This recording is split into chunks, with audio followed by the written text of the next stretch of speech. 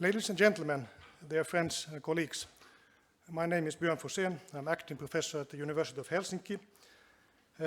Let me begin by saying that it's a great pleasure for me to wish you all very welcome on behalf of the Committee for History of the Society of Swedish Literature in Finland to today's highly interesting symposium, Diplomacy and Beyond, Making International Politics in Early Modern Europe. Before beginning my short introduction, I've also been asked to tell you that this event is being filmed and shown in the internet as a streamline. Diplomatic history is an old genre, going back all the way to Leopold von Ranke, who used the diplomatic archives of the European powers to construct a detailed understanding of the past. Ranke's and his followers' understanding of diplomatic history was based on the perception of the state and its diplomats as the main actors of foreign relations, about which the large number of official documents produced by Western European governments offered ample information. During the last decades, we have seen the birth of a new diplomatic history, where historians have begun to explore early modern diplomacy as a culturally inflected activity based on as much on interpersonal networks, patronage, and the exchange of ideas, objects, and symbols as on the councils of state. In pre-modern times, international relations were no monopoly of the state or the sovereign, and we therefore also have to look for other actors such as consuls, agents, merchants, missionaries, etc. In order to deal with the new diplomatic history, we need to look for new source collections beyond the traditional diplomatic archives. We also have to cross borders between different disciplines and to incorporate new perspectives from political science, sociology, the history of mentalities, and cultural history, just to mention a few. I have myself, for the last 4 or 5 years, been working on the Venetian-German Soldatenhandel, soldier trade, during the last decades of the 17th century. Venice rented regiments from Protestantic German princes in order to be able to wage war against the Ottoman Empire. Sweden did not rent any regiments of their own, but hundreds of Swedish officers were enrolled in the German regiments. While going through the very rich source material, 2 middle hands in Venice soon appeared. The Swedish consul Johan Christoph Pommer and the Brandenburg-Bayreuthian agent Wolfgang Mendlein. Who were these gentlemen, and what were their relations to Sweden and Brandenburg-Bayreuth? The diplomatic archives do not help very far. In Stockholm, I found, for instance, nearly nothing else than the official document nominating Pommer to Sweden's consul in Venice. While collecting more information elsewhere on the 2 Venetian middle hands, several interesting patterns began to appear. Johan Christoph Pommer was, at his time, one of the most successful bankers of Venice. At the same time as he helped Swedish officers who were on their way to fight against the Ottomans, he played an important role in the ransoming of Danish and Norwegian merchants, but not Swedish, who had been enslaved in northern Africa. Wolfgang Mendlein, again, probably was the brother of Pandolfo Mendlein, who masterminded the capitulation between Venice and Württemberg for 3 regiments, thus creating problems for the Brandenburg-Bayreuthians to enroll troops in southern Germany. What more, Pandolfo Mendlein was also the agent for the Prince of Braunschweig-Lüneburg, who was yet another actor in the soldier trade, as well as passionately in love with Venetian opera. Pandolfo Mendlein was therefore asked to rent the Palazzo Foscari at the Grand Canal and several theatre boxes for the prince. In the absence of the prince in Venice most of the year, Mendlein lived himself in the palace, being accused for hiding smugglers and criminals there, but never convicted due to his diplomatic immunity. Pommer and the Mendleins are typical examples of consuls and agents in Venice, but also elsewhere in early modern Europe. They had wide networks and were active on many different levels. They were not necessarily loyal to one single sovereign or state, but rather functioned as middle hands, keeping up contacts in many different directions. Their main interests were commercial, but they also played an important role in the international politics and the exchange of cultural ideas. Last but not least, the examples of Pomme and the Mainlands lead us directly into several of the topics that we are going to hear more about today. The symposium of today has been organized by Mrs. Sophie Holm, who not only is the secretary and the researcher of the Committee of History here at the Society of Swedish Literature in Finland, but also one of my doctoral students at the University of Helsinki. Each secretary and researcher of the Committee of History is expected to organize a symposium on his or her field of research, and now it is Sophie's turn. She has puzzled together today's program, which consists of papers of 3 senior scholars and postdocs, as well as of 3 doctoral students from Finland. It is very good to see that we have so many young Swedish-speaking historians in this country who have the skills and the courage to take up subjects connected with diplomatic history. This gives hope for the future. There is, after all, a whole world to be found out there on the other side of the small pond in which we all are swimming.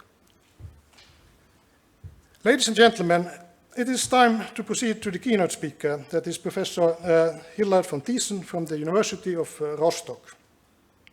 Hillard von Thiessen studied history in Kiel, Edinburgh, and Freiburg in Breisgau. He defended his dissertation in Freiburg in 2001 and finished his Habilitationsschrift on Spanish-Roman relations during the early 17th century in Bonn in 2007. He was acting professor in Köln from 2007 until 2012, when he received the chair for early modern history at the University of Rostock. Hillard von Thiessen is one of the leading scholars working in the field of new diplomatic history and has published widely on different aspects of the social and cultural, as well as actor-centered history of foreign relations. Currently, he is working on a project on women as agents in 18th century foreign relations. The title of his presentation today is Early Modern Diplomacy and Cultural History, Historiographical Developments, Topics and Debates. Please, Professor Thiessen, the floor is yours.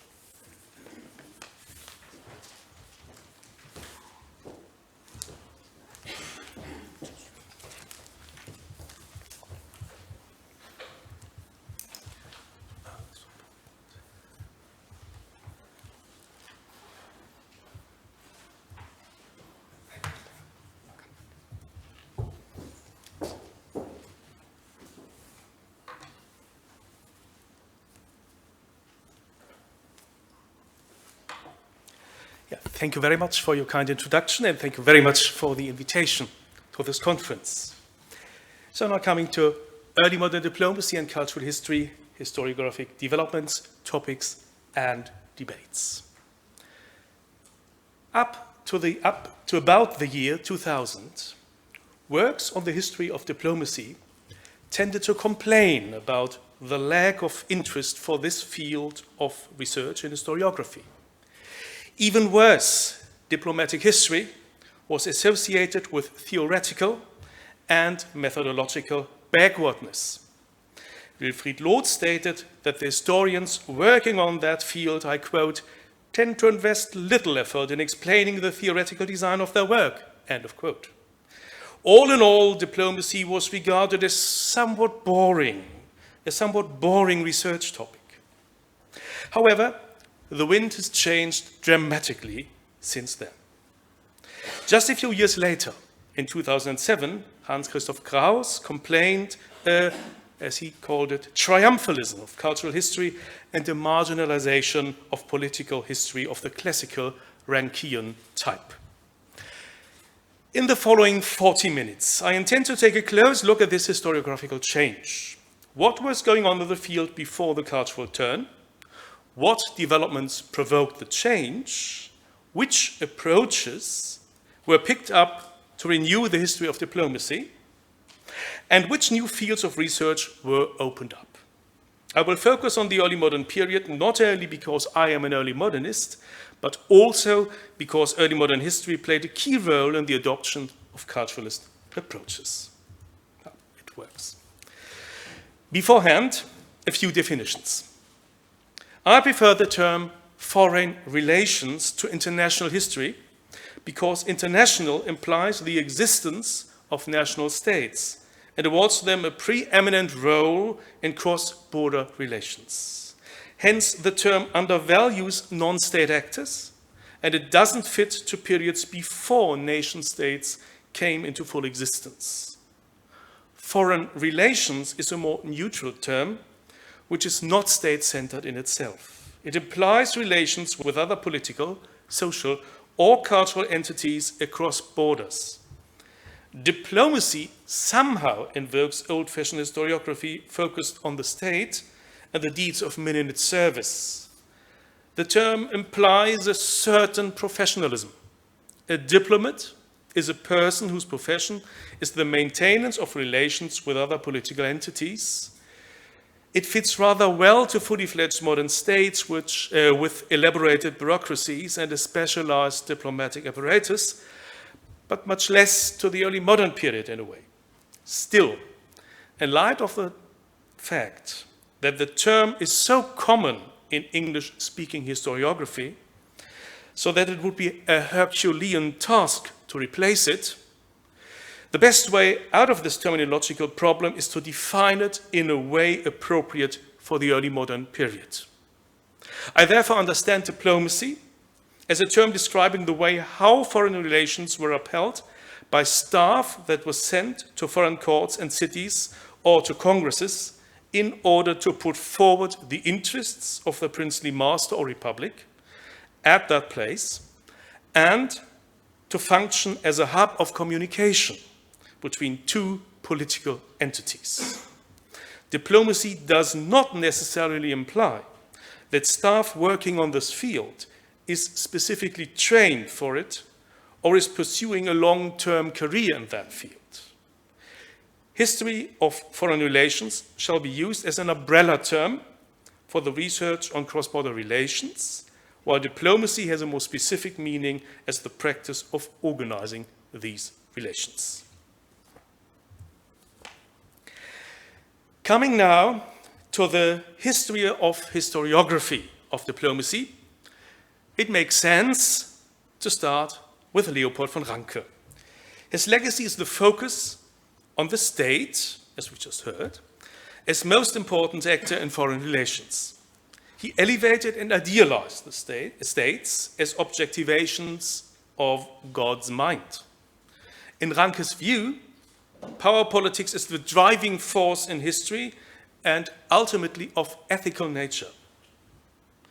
It is an end in itself and creates an international order in which different cultures find space to unfold themselves, each of them in a specific way.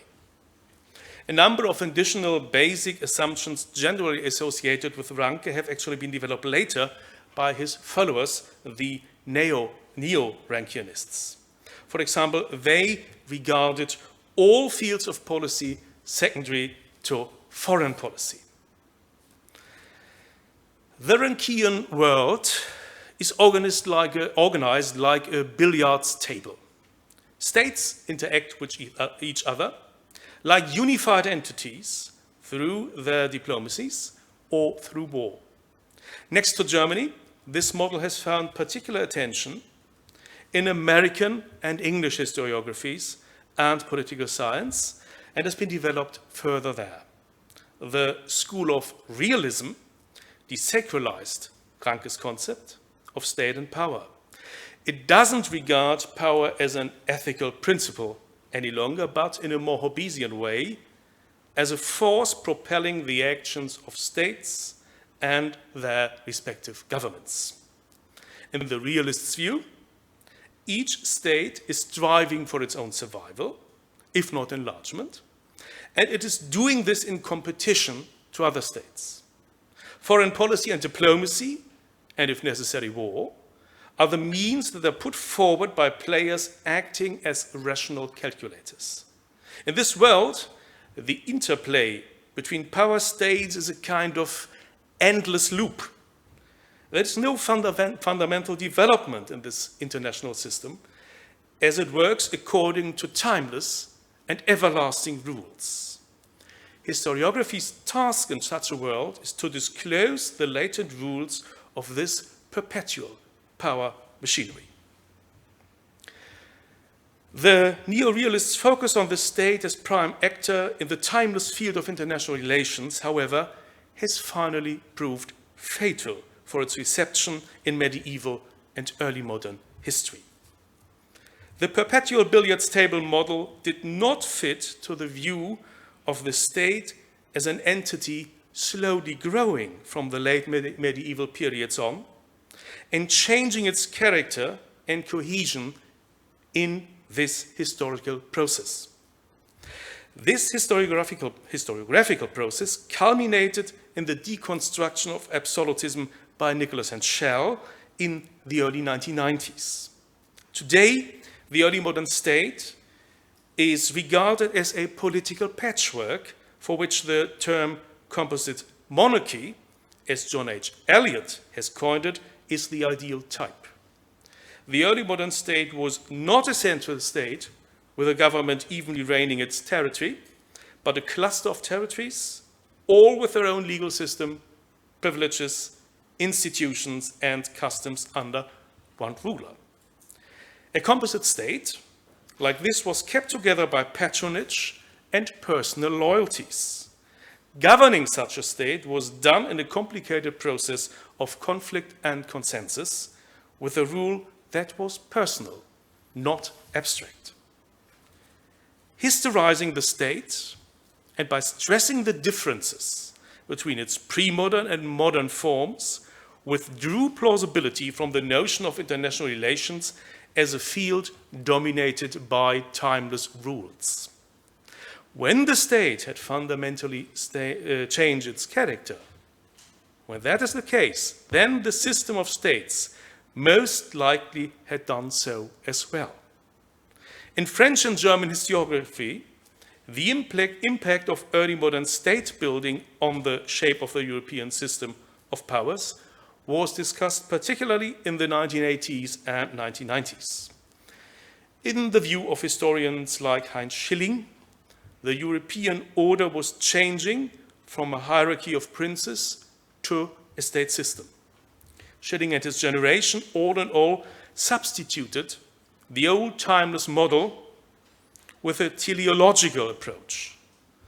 Explicitly or implicitly, for them, the modern bureaucratic state was the goal of history. This perspective strongly influenced the view these historians took on diplomacy. They saw it as a field of constant modernization and an engine of state building. According to them, diplomacy helped creating an autonomous state-controlled political sphere where reason of state ruled and where modern political concepts like sovereignty of states were set into action. However, a more important stimulus for the renewal of diplomatic history came from the political sciences. As early as from the late 1960s on, political scientists in America developed the model of transnational relations.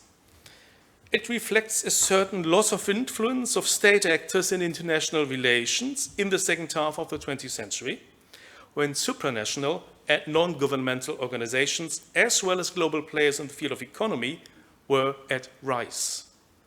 Investigating transnational relations means to look at all these actors in cross-border channels of communication without preferring state actors. The approach avoids to assign actors to a certain state, nation, or culture.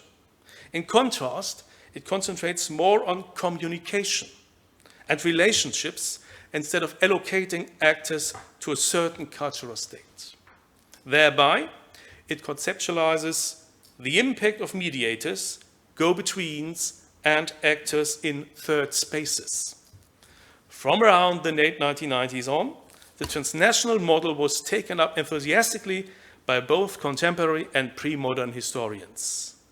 Thereby, the historiography of foreign relations was fundamentally renewed and linked to cultural studies.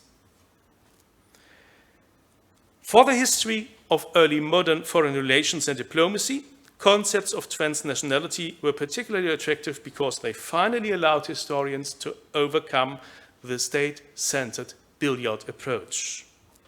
Transnationality was designed for a world where state actors were losing their alleged monopoly in foreign relations, but it also fits quite well for a time when states, bureaucracies, and diplomacies were still quite feeble, and when the abstract concept of state and bureaucratic services was as yet developing. In early modern monarchies and republics, which were governed by personal rule, functionaries did not follow a modern civil servant's ethos of impersonal, objective, and subject-oriented service for an abstract state in the sense of the famous Beamtenethik, according to Max Weber. Instead, they were embedded in a tangled web of social and public relationships and duties, to the prince and his government, to patrons and clients, to relatives, friends, and fellow members of their social rank. This means that diplomats acted as political as well as social actors in a diversity of roles. And there is actually no reason why historical research, liberated from the bias to the state, should not look at all these roles in a balanced way. Furthermore, in composite monarchies, estates, provinces, regions, cities, boards of trade, and even villages could shape their own foreign relations, sometimes in a clandestine way, sometimes with consent of the prince and on the basis of privileges. Provinces, for example, could be neutralized in times of war, for example, to carry on with their trade, even with the enemy. It is obvious that one core assumption behind this new way of looking at early modern diplomacy is that of a fundamental difference between modern and early modern states and societies. Cultural history tends to stress the difference between pre-modern and modern societies, with the time around 1800 as a period of particular acceleration in the pace of historical change. A change from the Ancien Régime, where the rule of princes was the normal case, to the modern, abstract state and a political world characterized by the competition of different ideologies. To look at diplomacy through the lenses of cultural history means assuming that diplomacy is changing with political culture. Following the International Encyclopedia of the Social Sciences, political culture may be defined as, I quote, set of attitudes, beliefs and sentiments that give order and meaning to a political process and which provide the underlying assumptions and rules that govern behavior in the political system. End of quote. A cultural history of diplomacy does not primarily ask what happened, but in what way or how, and of course why, something happened. On the basis of attitudes or beliefs at a certain time within a certain cultural background.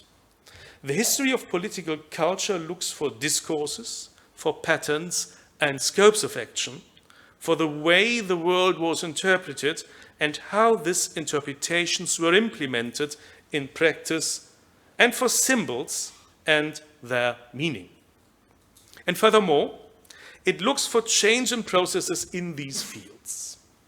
This does not mean that the political history of diplomacy is ignorant of hard facts and is, as has been criticized repeatedly, avoiding the fundamental bread and butter work of historians in the archives.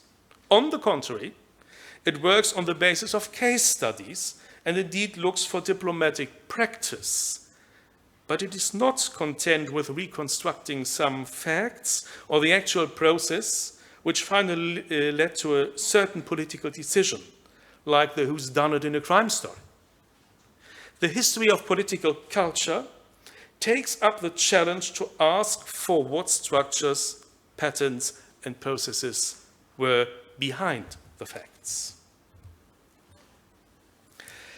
Now, what are the central fields of research of a cultural history of diplomacy?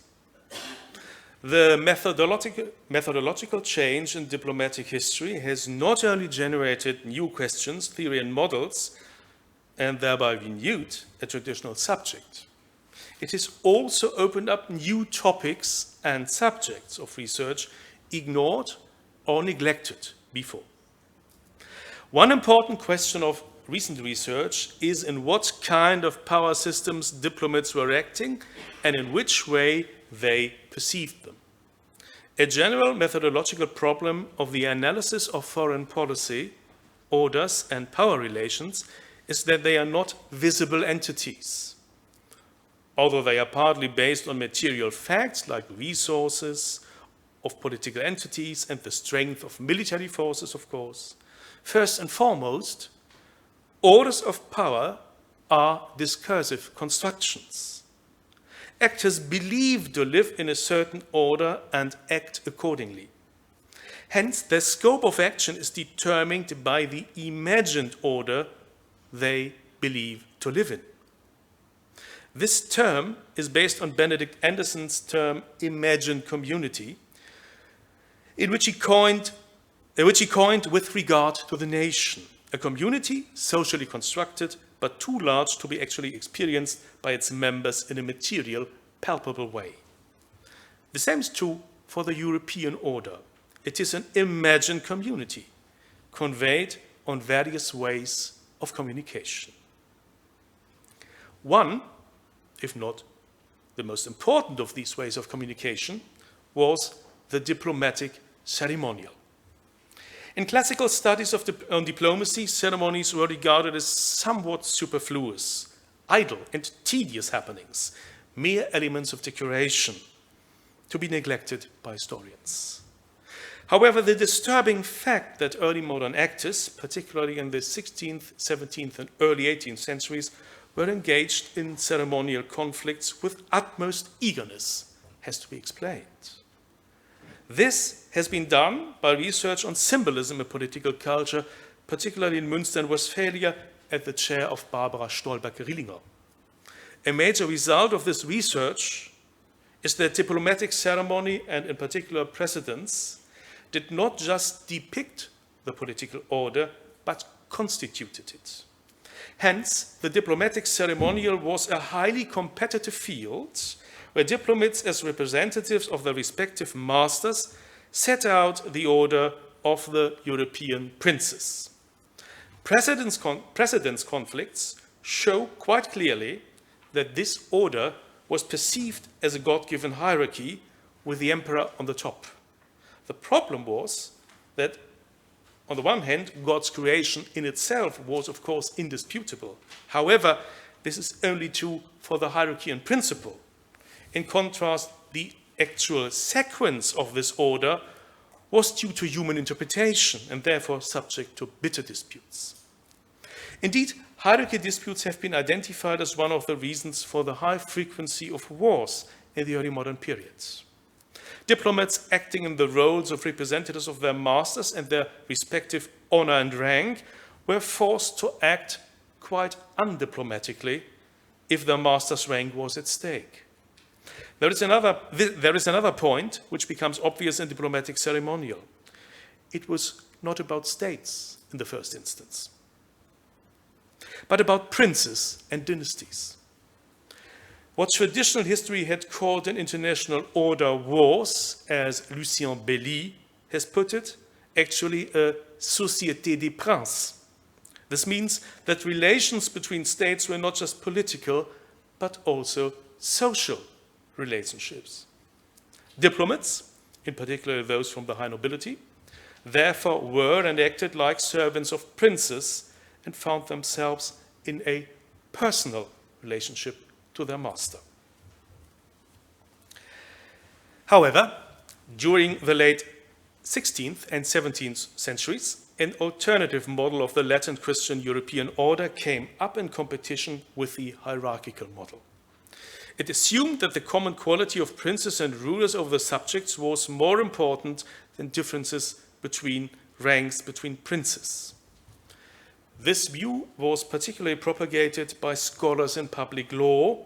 They defined that common quality as sovereignty, which is the rank of a prince who is in full authority without a political power above him. Whilst classical studies in political theory concentrated on these texts, recent research on diplomatic practice has emphasized that the hierarchical model was dwindling only very slowly and not earlier than from the last third or quarter of the 17th century onwards. Moreover, the sovereignty model did not at once create the modern state. Up to the end of the Ancien Régime, sovereignty was the social quality of a prince and his dynasty, but not, or at least not foremost, of an abstract state, as André Krischer has stated. Again, the early modern order turns out to be a socio-political one. Taking a close look at the envoys of princes and a few republics in the early modern period, historiography has shifted from looking at diplomats as part of an ever more professionalized corps diplomatique to a social history of those sent abroad as envoys. Those in the higher ranks, the ambassadors, particularly those sent to prominent courts, were members of the high nobility, mostly. The reason for their preference was the high rank in society. Only ambassadors of high social rank could embody convincingly their princely master's elevated rank. Furthermore, representation and communication with court society was a central task of ambassadors. Nobles, who were socialized in a world of chivalrous values and who had learned how to behave properly at court, were fitting well to these requirements. Hence, from the mid-16th century onwards, nobles gradually replaced learned bourgeois diplomats at the most prominent diplomatic posts. In the increasingly competitive Société des Princes, which was also more and more dominated by gallant behavior, noble education was, in the terms of Pierre Bourdieu, the incorporated capital aristocrats could offer to diplomatic service. Not professionalism in terms of public law, political knowledge, or bureaucratic procedures were the decisive criteria for diplomacy, but a social criterion, the skill to act appropriately at court, and an economic one, the financial capacity to bear costs of court life. Indeed, the view on diplomacy as an engine of state building due to its growing professionalism comes out as a myth, at least up to the late 17th century. A social and cultural history should take a view on diplomacy in the diplomat's perspective. Why was a service which tended to result in financial loss, in few cases up to financial ruin of whole families, why was that regarded attractive by most nobles? The answer is that the poor salary was just one side of the coin. Noble culture demanded to calculate not just in economic terms. Financial loss was outweighed by some considerable gains on other fields, which in the end might bring financial gains as well. On the one hand, embodying the prince meant a gain in the symbolic capital of reputation. On the other hand, serving as a diplomat offered excellent opportunities for networking. A diplomat was not just negotiating political matters for his master. He was also officially in charge for representing the concerns and requests of the subjects of his master to the prince at whose court he was sent. In fact, it was not necessary to remind him of this task in official instructions. His immediate access to the ruler and the government in a foreign country was a precious resource. He could act as a mediator between two courts, brokering resources like titles, pensions, memberships in orders of knights, and so on. Recommending requests from others to a foreign prince or influential courtiers around him evoked obligations. Not only could an ambassador improve his standing in the nobility of his home country by doing favors to fellow nobles. Furthermore, he could provide his clients with favors, please his patrons or friends with rendering services, or enrich his own family financially or symbolically. This means that an ambassador in service fulfilled a diversity of social roles. Social relations, according to the theory of gifts put forward by the famous French anthropologist Marcel Mauss, were effectuated as gift-giving interactions. In engaging them, a diplomat acted in different social roles, which at times could conflict with his role as servant of his princely master. This could happen when he competed for resources with his prince or those recommended by his prince at the court where he was serving. Or he could be trapped in a system of obligations at the foreign court where he was serving just by fulfilling one of his duties, the cultivation of good relations with most important courtiers around the prince and the prince himself. By giving and receiving gifts, an ambassador might find himself in a situation where he was obliged to many at the court where he was serving, obligations which could slide into the fields of corruption and treason. A close microhistorical look reveals that diplomacy looked quite different from an individual diplomat's perspective. A diplomat was acting in a number of roles, both social and political, and these roles were entangled with each other and sometimes colliding with each other. Traditional historical research tended to separate the political roles of diplomats, which it regarded worth to be investigated, from their social ones, which were by and large regarded irrelevant in older historiography. On the one hand, in the view of a cultural historian, this is an anachronistic division which might be found in learned treatises, but not in socio-political practice. The fields, referring again to a term coined by Pierre Bourdieu, of politics and of social relations were not to be kept separately in early modern political culture. This has recently been evaluated in a number of studies on the practice of negotiation. These studies do not take negotiation as a practice which has always been carried out by diplomats in more or less the same way, but one with features and developments typical of the time. Jean-Claude Vaquet, for instance, has worked on the rise of the art of diplomatic negotiation. In the 18th century, it was more and more regarded as a particular profession of diplomats which could be learned. This perception set in a slow process of professionalization. Other works have followed a microhistorical approach and taken a close look at actual negotiation practices. Matthias Köhler, in an impressive study on the peace negotiations at Nijmegen in the late 1670s, has pointed out that in the process of negotiation, diplomats could use their social roles to avoid or provoke political conflicts. When a negotiation was at stalemate, diplomats could decide to change their roles and for a while act as gentlemen and discuss topics freely and with gentilité, without risking to be pinpointed to a certain position.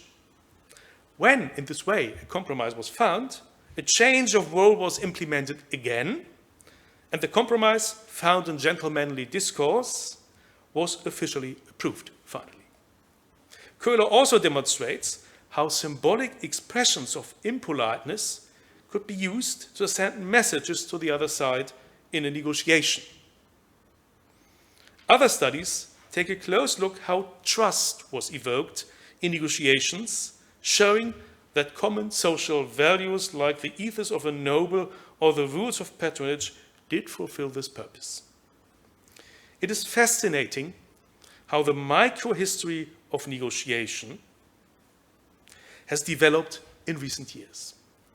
It has shown convincingly that for early modern actors, and I presume at least partly for modern and contemporary ones as well, switching between different roles and playing with codes and symbolic messages was part of their diplomatic activities. The microhistoric approach on diplomacy and foreign relations has furthermore pushed actors into the focus of research who have not provoked much attention before, but who turn out to be indispensable supporters of early modern diplomacy. On the one hand, the roles of diplomatic staff in the lower and middle ranks have been investigated more intensively recently. On the one hand, the division of tasks between noble ambassadors and their staff is starting to get attention. On the other hand, the complex world of chargés d'affaires, agents, and adventurers offers insight in a field which turns out to be a complex frontier between the formal and informal fields. One important result on this field of research is that the symbolically elevated rank of an ambassador and his role as an embodiment of his princely master in many cases didn't allow him to negotiate in person or to informally explore options. This was the workspace of the lower staff and of informal agents who at times carried a number of different roles like watchdog on the conduct of the ambassador, spies for the ambassador, or informants for courtiers without access to official foreign contacts. Most of the agents were acting as clients, rendering services for their patrons. Their most important qualification was their access to important officials or courtiers. Again, the advantages of a social microhistory of diplomacy become obvious.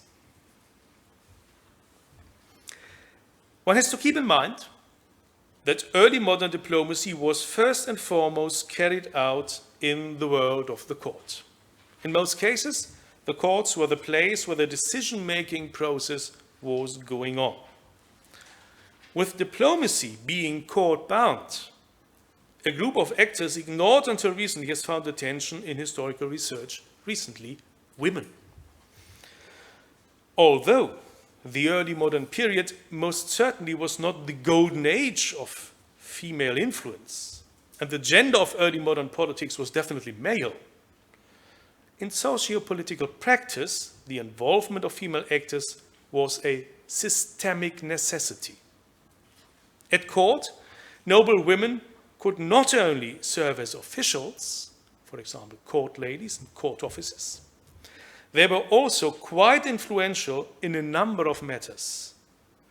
Traditionally, it was their task to negotiate marriage agreements, a highly political task in the Société des Princes. Furthermore, they disposed of an important socio-political resource, access to the prince and his immediate entourage. At court, a diplomat's task was to find ways to influence the prince and the dominant court faction around him. In doing so, he just could not leave out powerful women.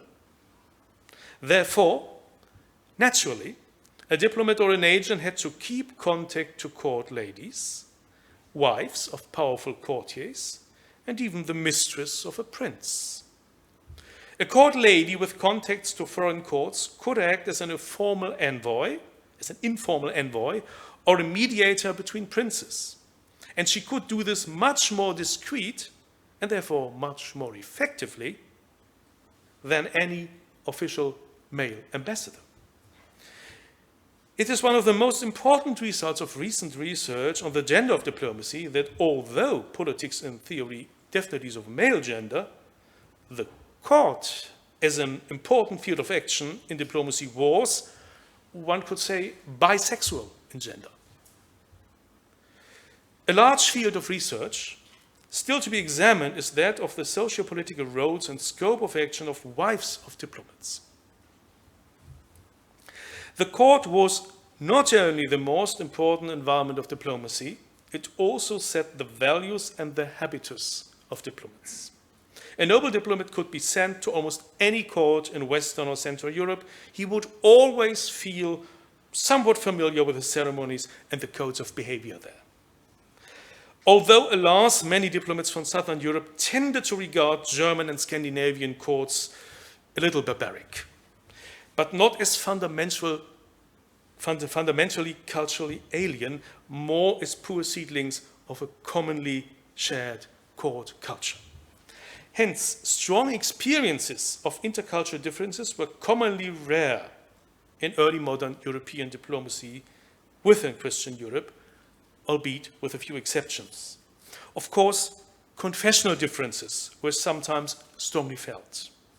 Also, noble diplomats tended to perceive the political culture of republics rather different.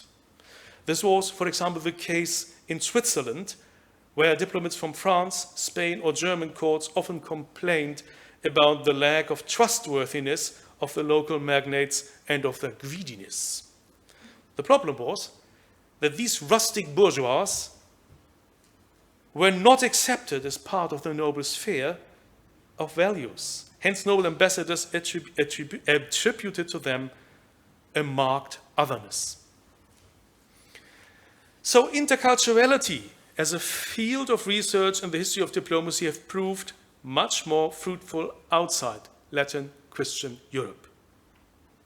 This field has received enormous attention in the last 15 to 20 years and proved a very innovative field which not only has produced a number of very interesting results, but changed the subject history of diplomacy basically. Meanwhile, the field has become so vast that I can sketch just a few points. A number of historians have investigated changes in intercultural relations. Yet again, the time around 1800 has been identified as a period of profound change. In a modification of Edward Said's famous Orientalism thesis, Jürgen Osterhammer and Christian Windler have pointed out that the perception of the Islamic Orient as a contrary extreme to Occidental Christian culture was not a timeless phenomenon. In contrast, based on the study of French and English diplomacy in the Maghreb and at the Sublime Porte, they claim that there was a change from an inclusive towards an exclusive Eurocentrism. Early modern diplomats were ready to adapt to rights at Islamic courts up to a certain point, reinterpreted gestures of submission or ignored their meaning at all, and all in all acted in a quite pragmatic manner in the Islamic environment. This changed at the end of the 18th century when they started to regard themselves as agents of a mission civilisatrice. Then, regarding themselves as members of a superior culture, they felt it beneath their dignity to negotiate on an eye-to-eye basis, and it became almost unthinkable for them to take part in ceremonies which could symbolize their submission to the host. Furthermore, research on European diplomats at the Sublime Porte has shown that up to the 1780s, negotiation in public law was subject to bargain. One had to find a compromise between Islamic notions of law and European Christian ones. Again, this changed afterwards. More and more, the Ottoman Empire had to follow Christian European juridical norms. Hence, Europe pushed itself into the center more or less successfully, peripherizing the rest of the world. Of course, this was a process that was not to be entirely successful, And it was never Europe on the whole trying to dominate the world, but a number of competing actors, and not only states. However, for the time before 1800, the battle cry of a section at the workshop of the German early modern historians last year is its justification. They called that section provincializing European diplomacy. The punchline of my talk, which was mainly about cultural history of European diplomacy, is that we should not take Europe as the hub of the world of foreign relations in the early modern period. It becomes more and more clear that in a global perspective, in the early modern period, a number of centers of diplomacy and foreign relations developed more or less simultaneously. To name but the most important ones, in China, at the Mughal Empire, in Persia, at the Sublime Porte, and in a polycentric way in Western and Central Europe. They were all more or less intensively connected with each other. They were changed by foreign contacts, and there were zones or spaces of intense diplomatic contact where a transcultural diplomatic culture was generated, particularly at the Sublime Porte, which may be a very interesting example for this. One could think of the global diplomatic system as overlapping concentrical circles. In this world of interconnected diplomatic spheres and contact zones, Europe indeed was just one political diplomatic province among others, and interconnected with them. As global history becomes more en vogue and builds up upon the methodological innovations of cultural history, I am confident that the history of diplomacy taking up these fresh incentives will remain an attractive and prolific field of research. Thank you very much for your attention.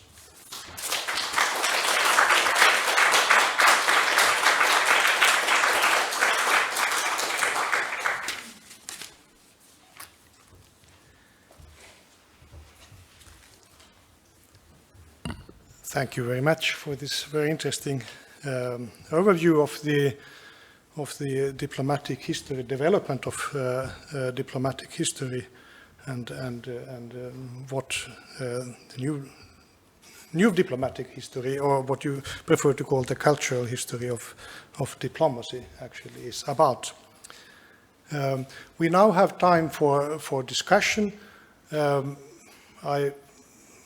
Everyone who wants to put forward a question, please introduce yourself first before you ask something.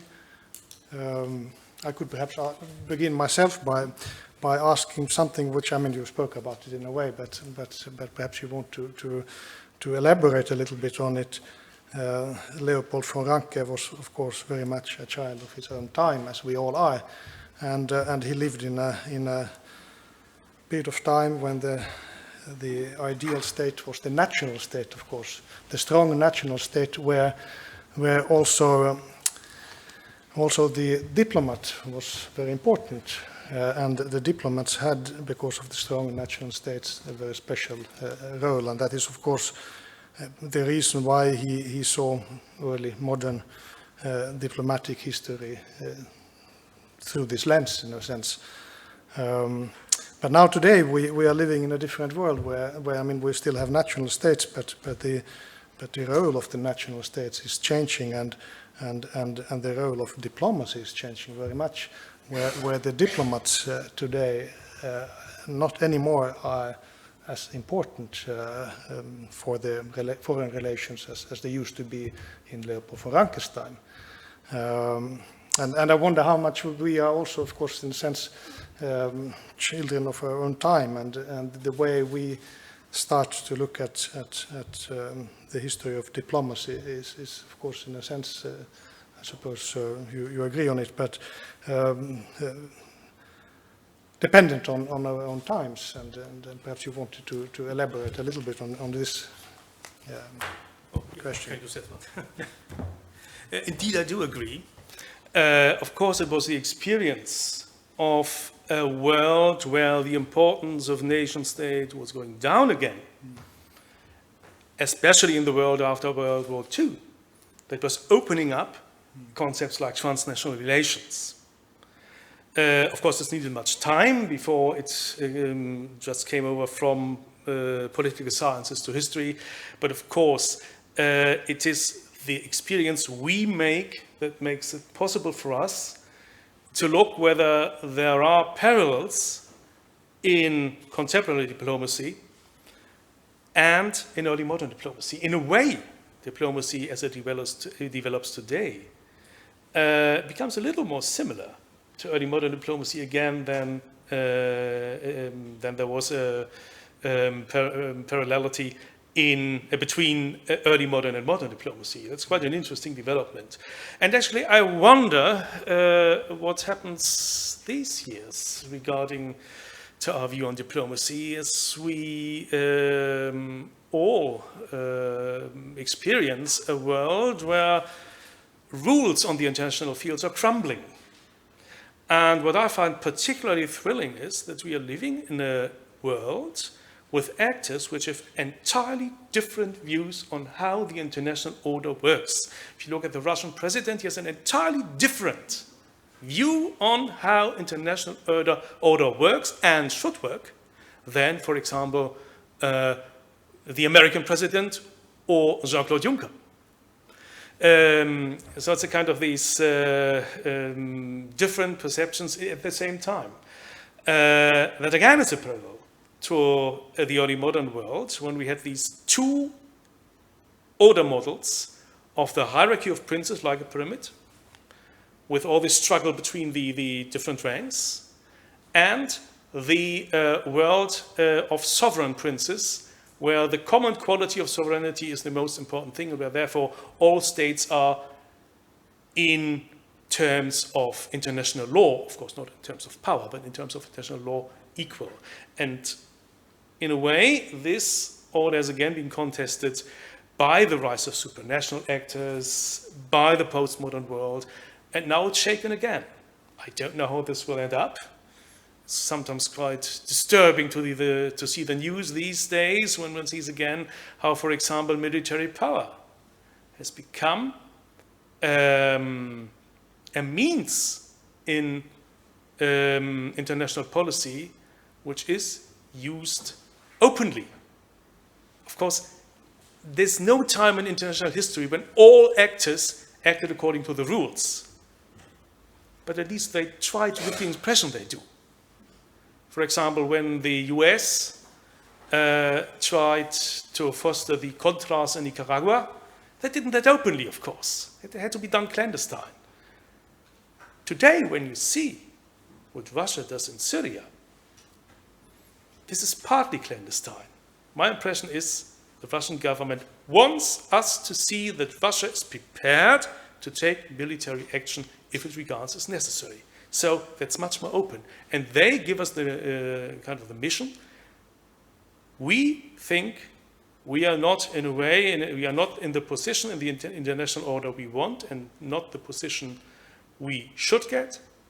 And if we don't get that, we will use force.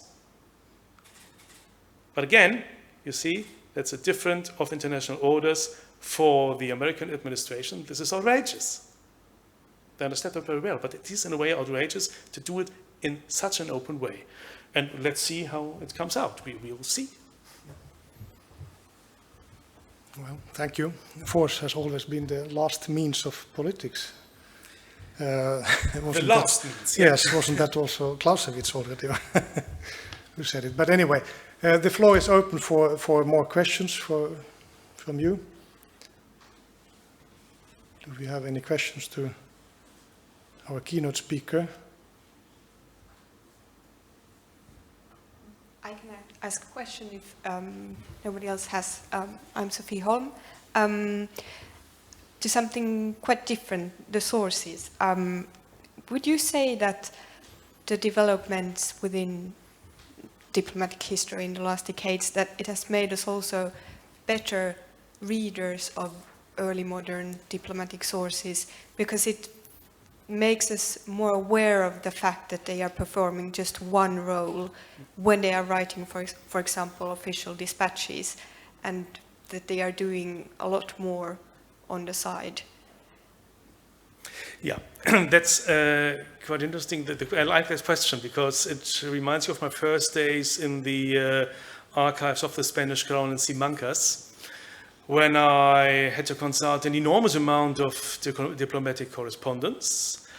And I was well aware that I was not the first person seeing that correspondence.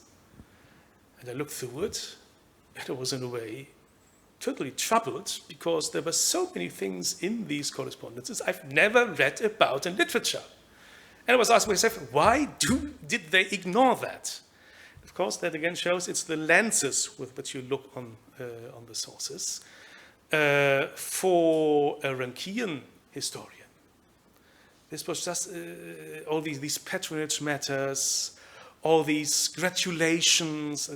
I mean, half of the correspondence is kind of gratulations or asking for grants or something like that. And they just ignored it because they regarded it unimportant for state relations, and as state relations was what they was looking at, they put it aside. I think they could read, therefore, these documents much faster than I could. But I was really troubled why they didn't just grasp how important this was for the actors. And that's what I mean by actor-centered view. Reading the documents in a way that you put the person who wrote it or for whom it was wrote in the center of your investigation. What was important for him has to be important for you. And if you have certain presuppositions and they don't match to what you find, then you have to change your presuppositions. So in a way, it's an entirely new way of looking at things. I mean, not only for diplomatic history, but of course, for example, for the history of the development of bureaucracies, which couldn't work without the help of patronage. Actually, for a large period, patronage was the core of the bureaucracy. They wouldn't have worked without patronage. And again, if you have a strong Weberian perspective, then these are, well, some kind of things that are old-fashioned and just don't look at it, concentrate on how these apparatuses were built up. But if you, again, look with an actor-centered view on these documents, you see how bureaucracies really worked, and you see the way the singular office holders thought and worked, and why they were bound to their master via patronage.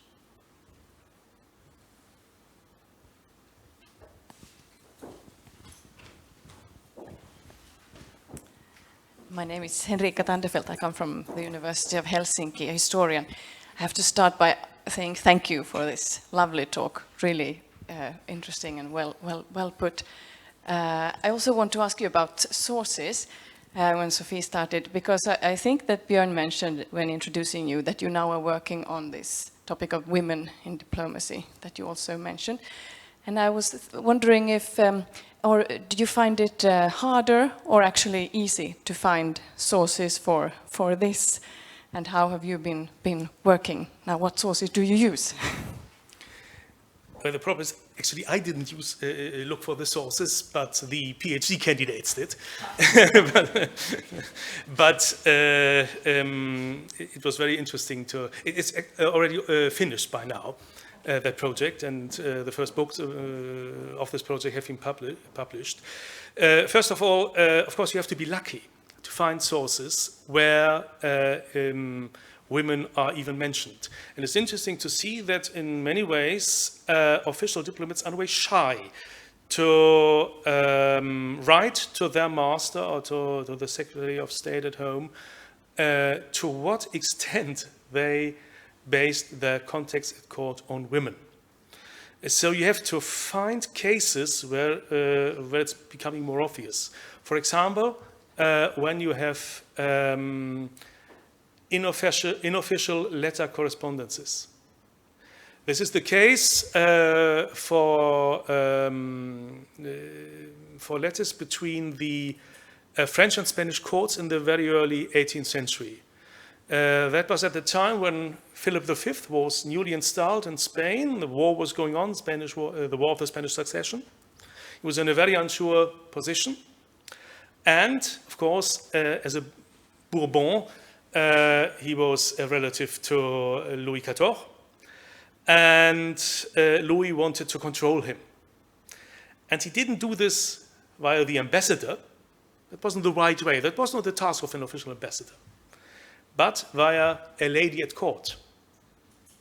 Madame des Ursins, a French court lady, who won the trust of the queen and thereby of the king. And she was an intermediary, but interestingly enough, she was not writing directly to the king. That was unthinkable. But she was writing to his mistress, Madame le Maintenon. And this correspondence between Madame le Maintenon, and Madame des Ursins, you find in Paris in the archives. And comparing that to the official correspondence gives you quite a dense picture on what was her role, how autonomous was she. Of course, she had their own aims in this context. And what was her relationship to the ambassador? And it's quite interesting to see that at one stage, when at a certain stage at the Spanish War of Succession, the ambassador had to leave the court because Louis wanted to make the impression that the court at Madrid is not under his control, and he only left Madame des Ursins there.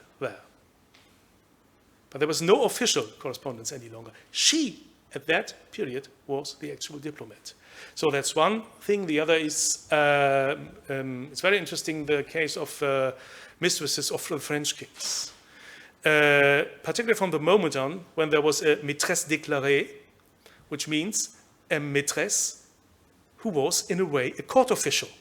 She was the officially declared mistress of the king. And to make things even more official, when a new ambassador was coming to the French court, he was picked up by the introducteur des ambassadeurs, important court office, and the task of this introducteur was going with an ambassador to all important persons at court and introducing the new ambassador.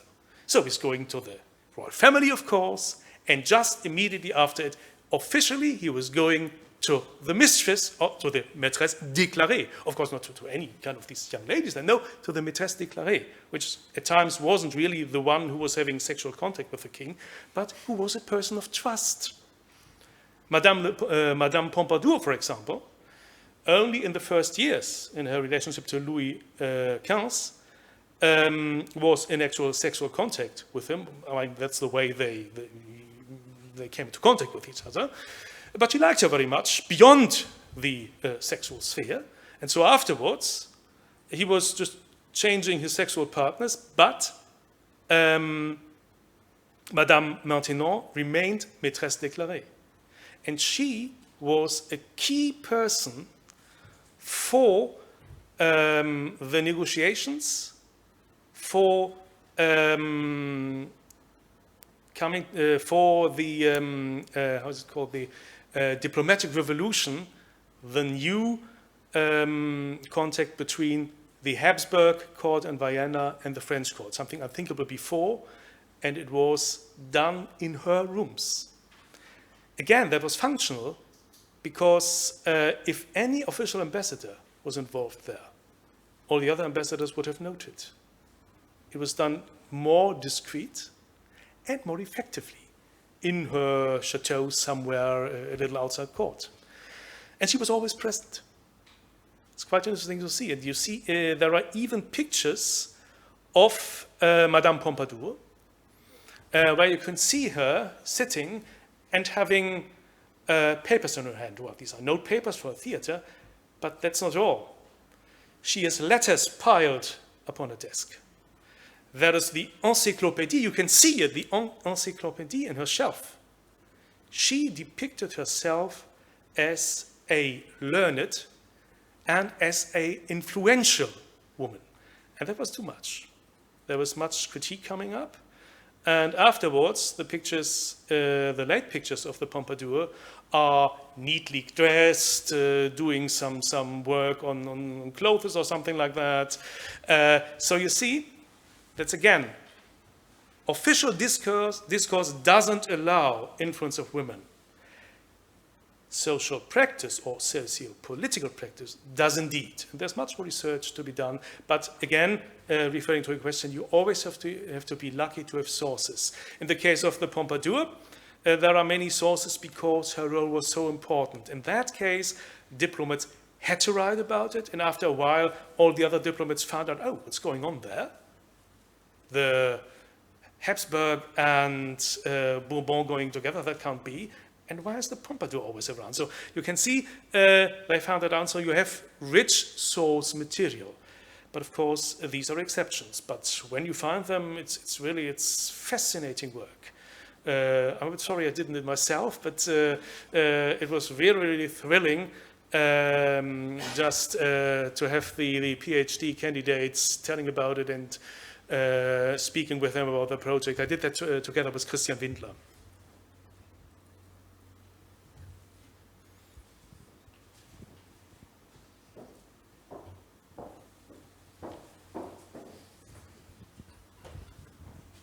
Thank you. There's of course also another thing. I mean, we should stop here. But the change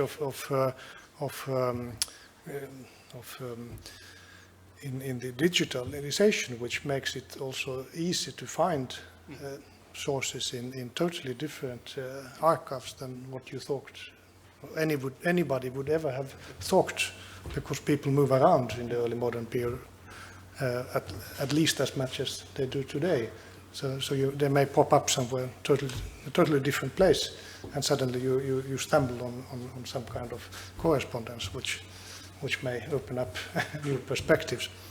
But anyway, I think we should thank Professor von Thiessen very much once again. Thank you. And because we have to move on to the second paper of today, which is our second speaker today is docent Charlotta Wolf from the University of Helsinki. She has published widely on different aspects concerning the relations between the Swedish political elite and France during the 18th century. She is presently a research fellow of the Academy of Finland with the project Comic Opera and Society in France and Northern Europe, circa 1760 to 1790. Where she examines the importance of opera for collective identities, political participation, and opinion. Today she will speak on opera and diplomacy in 18th century Paris. Please.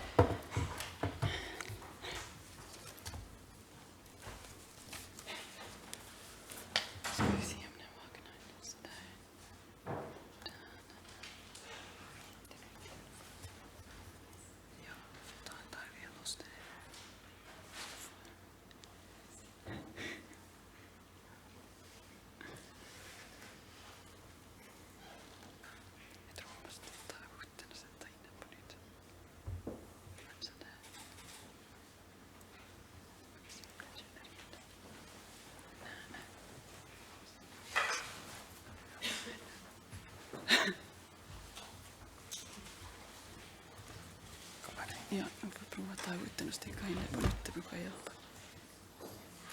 Blev den tokig? Den kan vara lite långsam. Ja.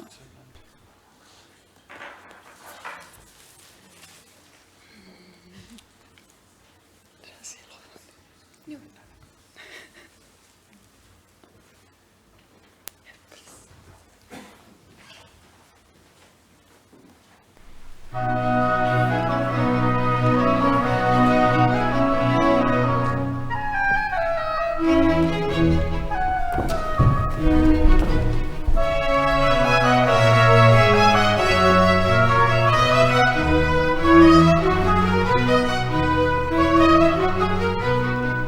veillons, mes sœurs, veillons encore, les enfants devant l'aurore.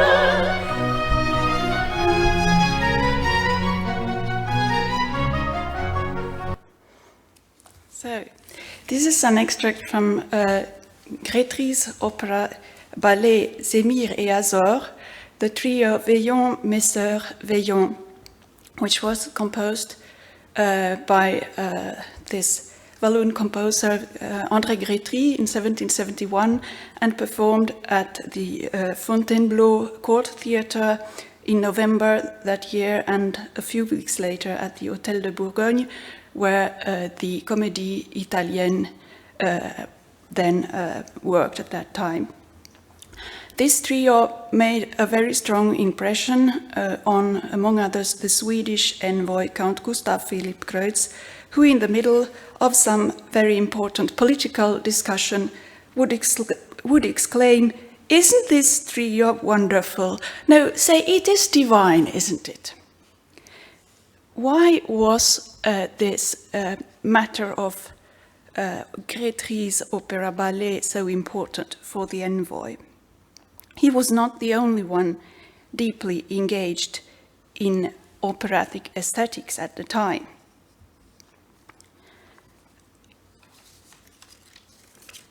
In my paper today, I will start from the fact that opera had a very important place in diplomatic reports of the second half of the 18th century. And of course, the question is why opera was a diplomatic matter and who and how opera was described and also promoted by diplomatic agents in Paris. And our previous speaker made reference to patronage, which, as you will see, will also be very important in my paper, which will follow this outline. I will first talk about opera and diplomatic sociability, then on patronage, diplomatic patronage of composers and opera, and finally on the politics of taste exercised by the diplomats in Paris. As you will see, opera was a very highly political art, and there were interesting reasons for that. But I'll start immediately with an overview of the places for diplomatic sociability in a musical context, that is, the opera houses in Paris. Going to the opera in the 18th century was, as it has been demonstrated by scholars such as Johnson, who wrote on listening in Paris. Going to the opera was a very central element in aristocratic sociability, and it was also a central element in diplomatic sociability in places like Paris, where there were not only one theatre where you could attend operatic performances, but two or three. The most important, of course, was the Académie Royale de Musique. That was the Royal Opera House, which was located for most of the 18th century in the Palais Royal, and until it was destroyed by fire in 1781, after which it moved over to a temporary opera house at the Porte Saint-Martin. The Académie Royale de Musique was the most prestigious musical institution in France. It was very strongly associated to the French monarchy and its cultural policies, because this was a place where, in principle, you could only perform in French, not in Italian, for instance, although there were exceptions to this rule.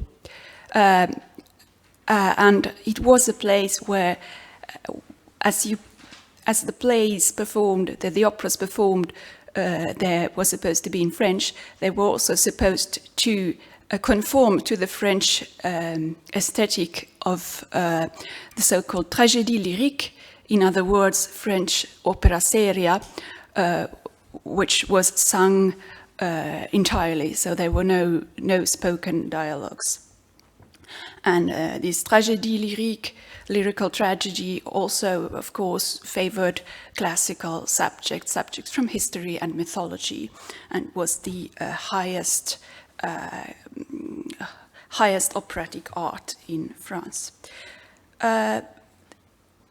This was not the only form of musical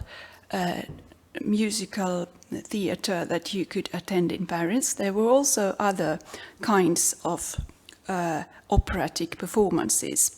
There was also the opéra comique, which originally in the early 18th century was a kind of fairground theatre, which featured comic plays, farces, vaudevilles, quite much inspired also by Neapolitan commedia dell'arte, and finally evolved into a very particular form of musical theatre with spoken dialogue. I could talk for a while about that matter, but I'll move along. This opéra comique as an institution, because it also ended up having a theatre house of its own by the 1740s, eventually fusioned with the Italian theatre of Paris, the Comédie Italienne. The Comédie Italienne, of course, had other origins, as it originated from the Italian troops of actors that had been called to Paris by the king to perform Italian, mostly Neapolitan comedies. And the Comédie Italienne was one of the privileged theatres along with the Académie Royale de Musique.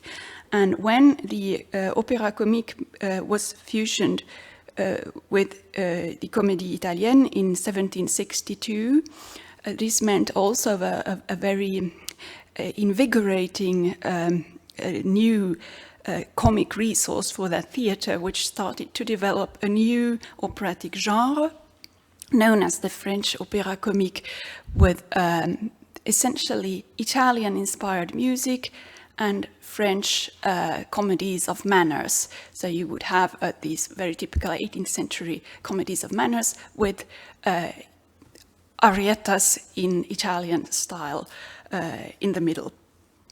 And this was very much appreciated from the early 1760s onwards.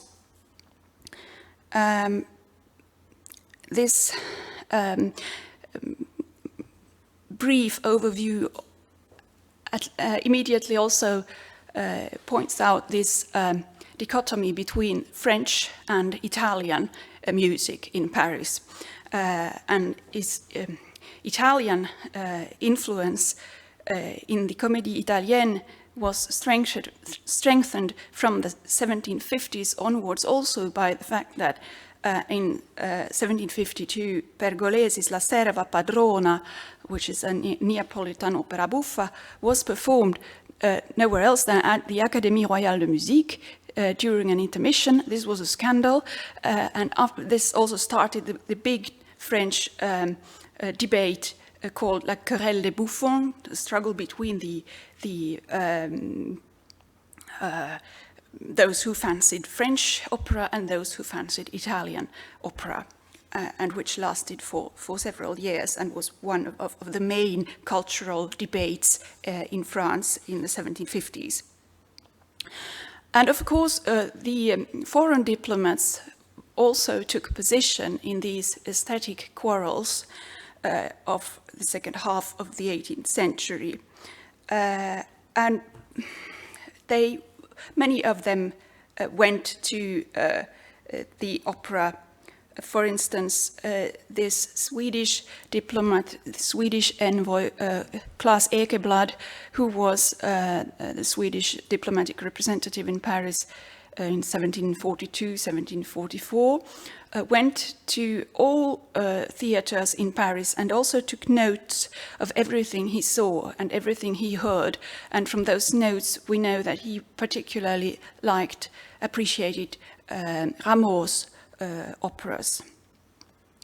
Other people went there as well. So one should ask, what did the diplomats do at the opera in addition to listening to music? Ekeblad was obviously a music-loving person, but there were people who were not known for knowing very much about music, but who went regularly to the opera and to the other theatres. Of course, diplomats went to the opera or to the Comédie Italienne to meet other diplomats, or they went there to meet other persons of importance, such as French ministers. Ekeblad himself would go to the opera or the Comédie Française, which was the spoken theatre, to meet the French Chancellor Guillaume de Lamoignon.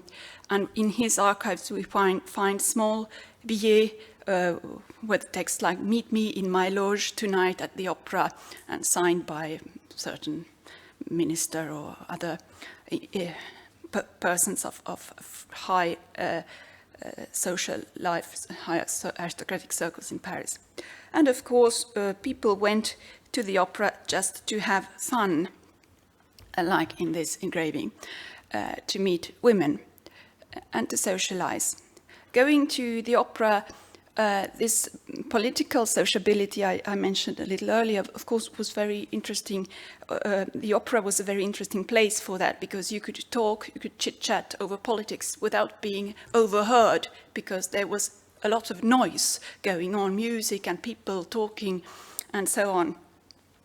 And if we look at, there are sources for knowing who went to the opera, because there are the lists of the registers of the privileged theatres contain lists of people paying rent for a box at the opera or at the Comédie Italienne. And if we look at the lists of the box holders, we find certain diplomats, such as the ambassadors of Naples, Genoa, and Venice, who regularly rented loges at the Comédie Italienne. For instance, the Neapolitan ambassador in 1767, 1768 rented 2 boxes. So this is very particular. Why would he need 2 boxes? It's not only for himself. It's also because it also has a political sense. It's also to show the importance of Naples, to show his protection for Italian theatre. Another Italian diplomat, Cristoforo Spinola, who represented the Republic of Genoa, rented a quarter of a loge together with the Danish envoy Otto von Blume in 1783. And those two always went together to the Comédie Italienne. The Swedish ambassador Erik Magnus Dahl von Holstein also rented a quarter of a loge together with Blume. So we find representatives of the Italian states. We also find the representatives of the Habsburg Empire, such as the Count de Mercy Argenteau, who represented the Habsburgs in the 1770s in Paris, and who was a regular, one of the regular visitors at the opera and at other theatres as well. And of course, Mercy had reasons for showing himself at the opera, because in the 1770s there was a very important another very important aesthetic debate going on concerning opera, and that was, of course, the rivalry between the Italian composer Piccini and the Austrian composer Gluck. And when Mercy, as a representative of Austria, went to the opera, it could be perceived as a sort of manifested protection for Gluck, or support for Gluck. the Italians, I don't have portraits of those Italian envoys, so I put in this picture of Pierrot, one of the characters of the Italian comedy. And there you have the portrait of Erik Magnus Stahl von Holstein, who spent a lot of money at renting a box at the theatre. So, I'll move on.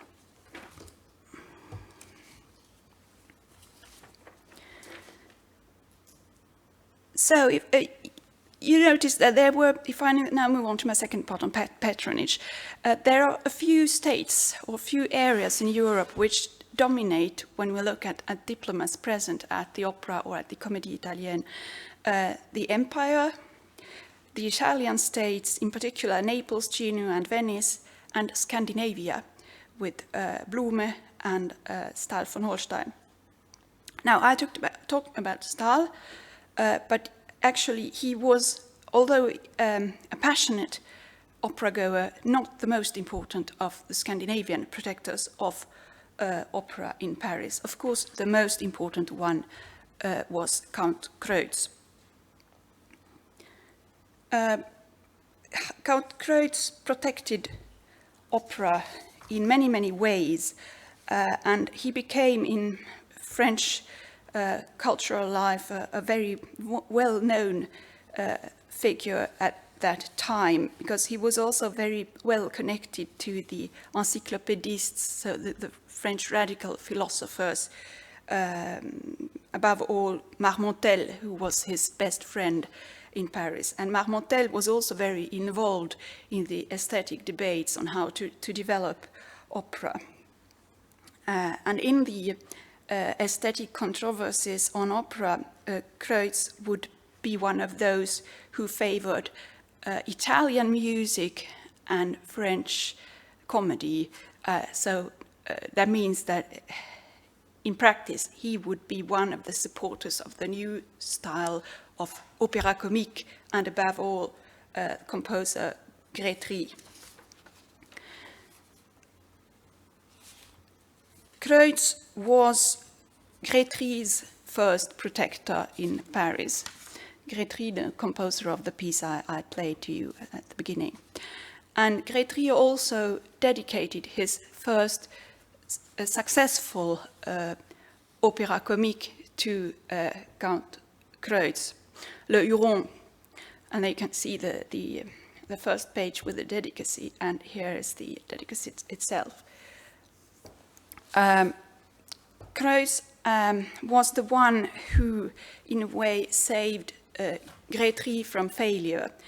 Grétry had some difficulties in his early career in Paris, and Kreutz was the one who put him into connection with Marmontel, famous philosopher, who became his first important librettist and with whom he wrote several pieces. Kreutz also lended money to Grétry, who in return dedicated this opera to the Swedish envoy. And Kreutz also promoted Grétry's operas in Sweden by sending flattering letters to flattering accounts of Grétry's performances to his king Gustav III. Kreutz also arranged musical luncheons at his residence, for instance, in October 1774, when Grétry was preparing the production of his opera La Fausse Magie for the Comédie Italienne. Kreutz invited several diplomats and Russian aristocrats to his residence. And this contact with the Russians is also very interesting at that particular moment, because that corresponds also to a moment of when the relations between Sweden and Russia were warming up. So that was a reflection in this diplomatic sociability. Kreutz was, as I said, not the only one who had his own protected composer. The composers which were most protected by diplomats were, of course, Gluck, Grétry, whom I mentioned, and then Piccinni. And the diplomats had, there is a significance in this, a political significance in this patronage, and I now come to my last point on the politics of taste, because, of course, you can see that, particularly in the Neapolitan case and the protection for Piccinni and Neapolitan ambassadors' activities at the opera and theatres, that could be interpreted as a sign of a will to show the greatness of Naples at a cultural scene, because Naples was not politically or geopolitically a strong state, but it was very strong culturally. So there's one way of seeing at it. Another very important motive for favoring particular authors would be a philosophical agenda. For instance, Kreuz's connections to Marmontel, whom you can see in this picture, is also to be put into connection with the Swedish monarchy's pretensions to appear as a kind of enlightened state. So the official Sweden would favor plays and operas by Marmontel, and this is also very strongly present in diplomatic reporting between Kreuz and Gustav III, and on operatic matters and on literary matters as well. I made a few case studies on Sweden and the French operatic scene. And in the case of Kreuz, it's even more complex, because he also had a very developed vision of what should become French, what French opera should become when it was reformed by these new Italian-styled composers. And he had very clear visions of the aesthetics of opera. For instance, he thought he was very attentive to diction, the French language, but on the other hand, he favored Italian music. There is also in these reports or this correspondence between Ambassador Kreuz and his king, another aspect of operatic diplomacy, which is all kinds of commissions given to the ambassador by the king, who asks him to send actors or singers or dancers for his theatre in Stockholm. And also Gustav III even asked Kreuz to write an opera and have the music composed by Grétry. And this is, of course, there's of course a propagandistic aspect in that.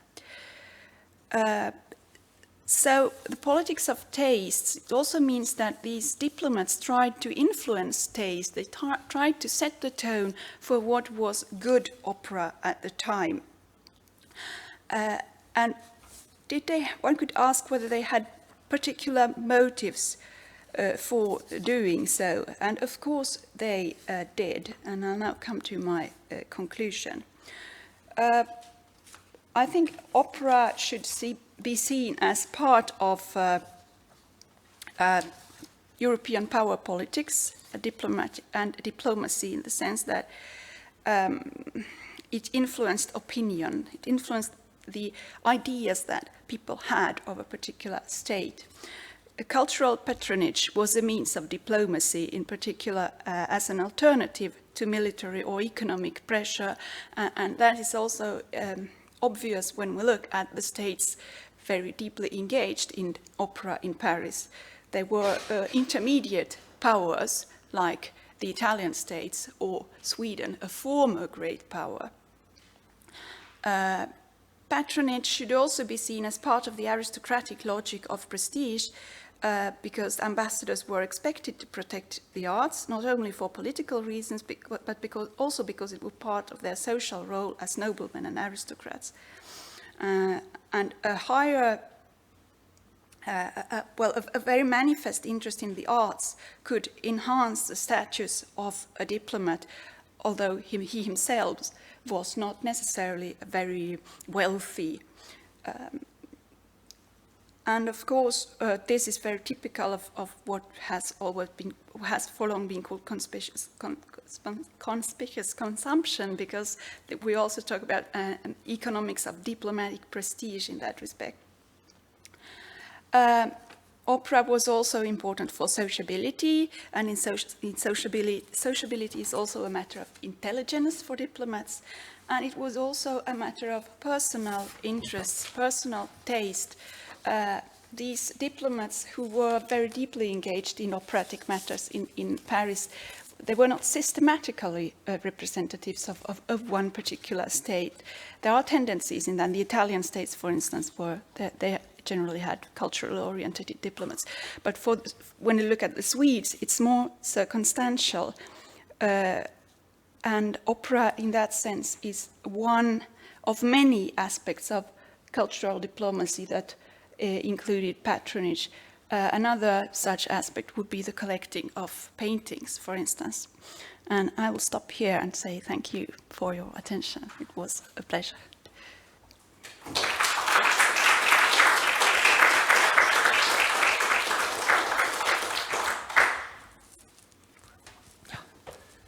Thank you, Charlotta, very much for an interesting paper. I have a question immediately, but we have some time also for other questions. But as I mentioned in my introduction here, you didn't hear it because you hadn't come yet, the Prince of Braunschweig-Lüneburg, who had, I think, a total of 9 theater boxes in 6 different theaters in Venice. In the late 17th century, and they passed on to his followers in the family, and then in that way they actually passed on to the British kings, who kept them, I think, for 70 or 80 years. Although these kings and princes actually very seldomly put their own foot in Venice. I think they used them 5 times or 10 times or whatever. So they were renting these boxes and they were standing empty. Or actually they were not standing empty because they used them to give rights to people who visited Venice to use the boxes. Yes. So it was like a kind of a diplomatic gift.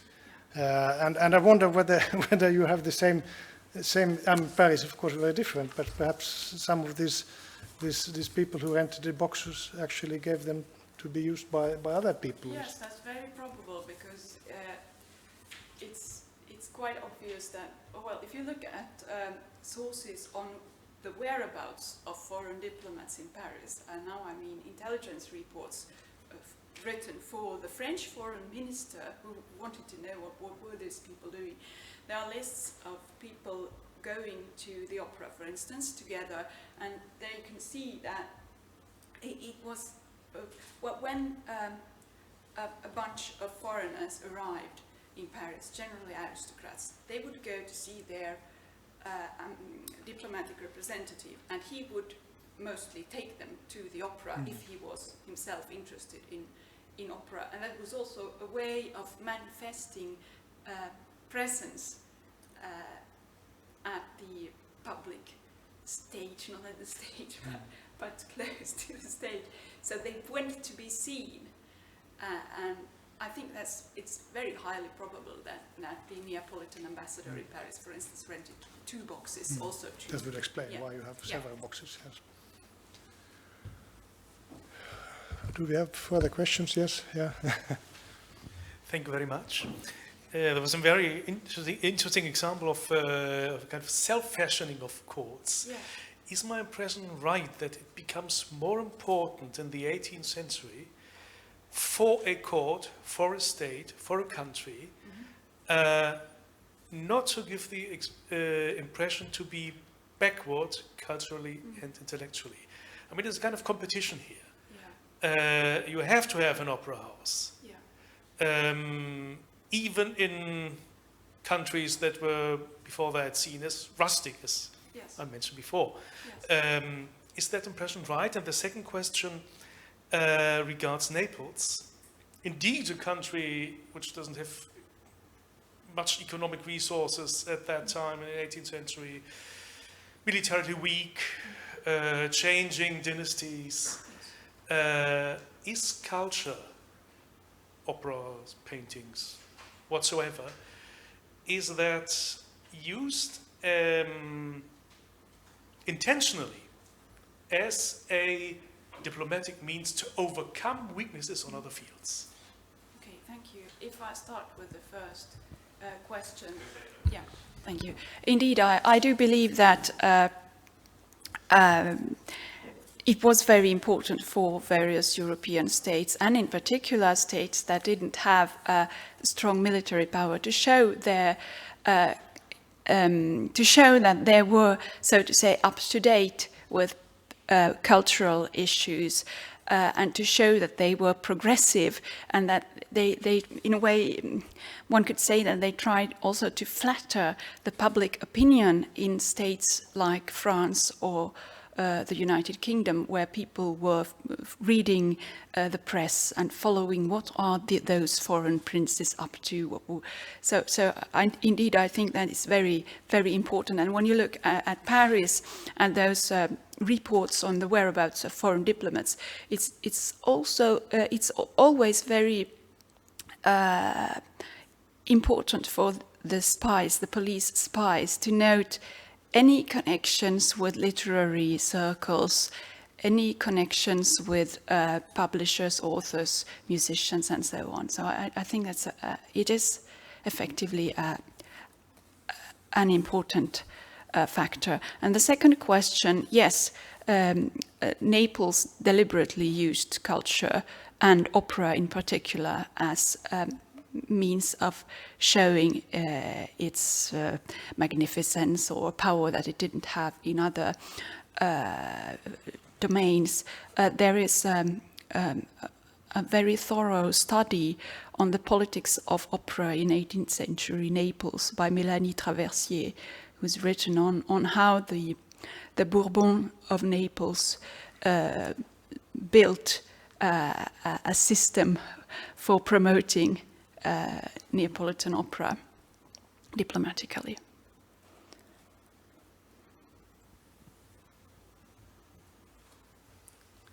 Thank you. I think we have time for one more question. Or there was at least one, or was it even two? I'm not sure. I saw somewhere over there. What? No?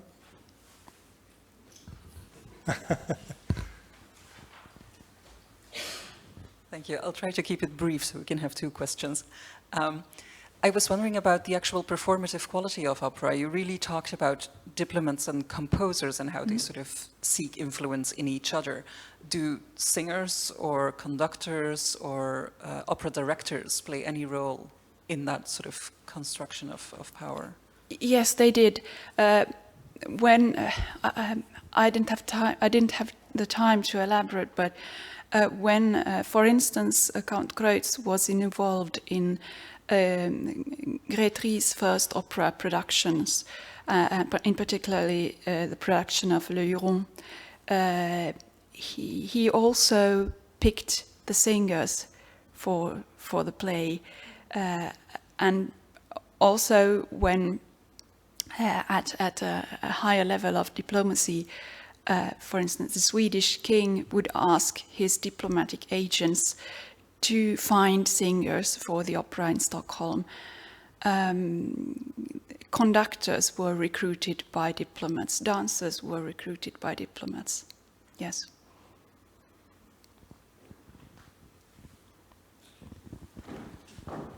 Okay, I don't know, is this time for broadening up the question at this stage, but I'm Henrik Kniv, part of this house, and also interested in opera. I think when you opened up in the very first speech by Professor von Thiessen, the perspective of cultural history, you have to ask yourself, why opera?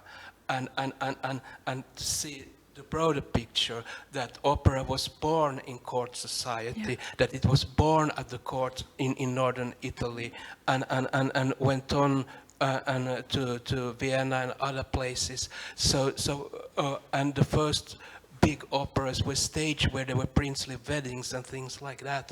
So from the very first, they were a part of the system of princes and diplomats. There were places where people came together, and as mentioned here, Venice became that was the place where you went for the opera season, which was the carnival, and also there exchange information. So also Venice was very much working in this way, and for some strange reason then opera and music was the only art form where princes and princesses could perform themselves.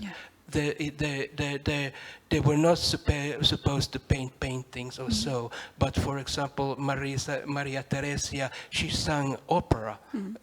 She was trained into singing opera. So it was the opera milieu was where a milieu, a surrounding where people of highest note wanted to be seen, wanted to be painted. And very when Charlotte Wolf spoke here of this operatic system, the ending of this system, because with the French Revolution, everything fell to pieces. The bourgeois took over the opera, the repertoire changed, and the language of the opera changed, and so on. So I think you have to reflect more, or it should be interesting from my point of view to focus on this very strange art form that was so much part of the important people in the European states of the early modern period. Thank you. I think you have a very good concluding remarks there. Actually, these operas that were, these new operas, these Italian-style opera comique that were developed in France, they already reflected change, and they already reflected a new bourgeois system of value. And that's what makes it so interesting when, for instance, Marie Antoinette and her courtiers performed this kind of very philosophical and bourgeois light-styled operas. So everything is already there. Well, thank you. You have a very good point.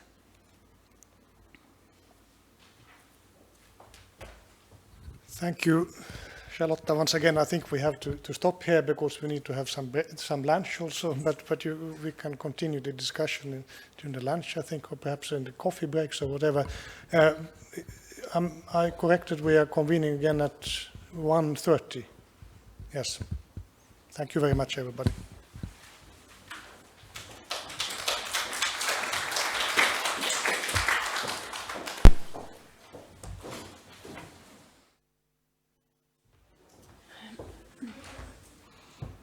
So I call on the silence of the room to introduce the following speaker, who is PhD candidate Miriam Rönnqvist from Åbo Academy University. Miriam is a student, a PhD student of Nordic history, and she is finalizing a PhD on the fear for peasants' uprisings, political culture and rebellious communication in early modern Sweden. She's a specialist of transnational and diplomatic history and history of feeling, and she's also an associated member of the Excellence Cluster Kulturelle Grundlagen von Integration at the University of Konstanz. Please join us.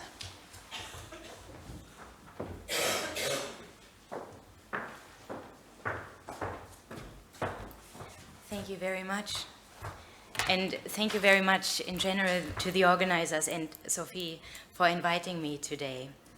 The title of my presentation, as you can see, is Neighborhood Trouble, Popular Unrest and Expressions of Dissatisfaction in Diplomatic Cross-Border Reporting between Denmark and Sweden, 1622 to 1624. It is based on an article that Professor Wheatstone and I wrote for an anthology that is called Ink and Blood, Writing Rebellion in Early Modern Diplomacy, edited by Maite Griese, Monika Bargit, and David de Boer. I'd like to continue with an outline of my presentation today. The underlying question that we posed was if and how the Danish and Swedish agents reported on unrest abroad. I'll start with the introduction and move on to the historical background before I present the first agents to you and their tasks. I briefly depict two case studies, two trouble spots, if you will, on the island of Gotland and in Södermøre. And then I'll move on to Svensson and Garson reports on these events before I conclude. Let's start with the introduction. During the early modern period, the Nordic world underwent substantial changes, and formerly insignificant countries rose to power, challenging the hegemonic influence of the other powers.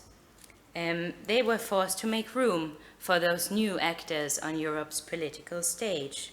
The point of departure for this talk is the precariously strained political situation between Denmark and Sweden in the beginning of the 17th century.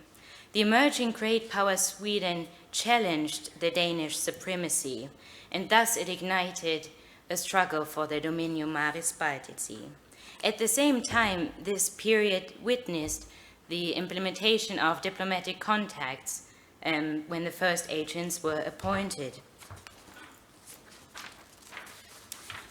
Let me move to this map so that you have an understanding of the region I'm going to speak about today. The light green areas that you can see on the map, Skåne, Blekinge, and Gotland, were Danish territory at the time. And I will present these two cases of unrest on Gotland and in Møre, which you can see on the map. Denmark and Sweden were subject to a rivalry that resulted from the disintegration of the Kalmar Union and Sweden's independence from Denmark in 1523. During the Kalmar War, 1611 to 1613, Denmark was able to impose a humiliating peace on Sweden. And Sweden had the feeling that the Danes were trying to reimpose the Nordic Union. This led to Swedish revanchism. In 1617, Sweden had made an advantageous peace with Russia, and at the same time pursued her annexationist ambitions south of the Gulf of Finland. The Swedish conquest of Riga in 1621 brought an international reputation to Gustav II Adolf, and it challenged once more the Danes' influence, because at this point Sweden and Denmark were the naval powers in the Baltic Sea region. At the same time, Sweden was involved in a dynastic conflict with Poland.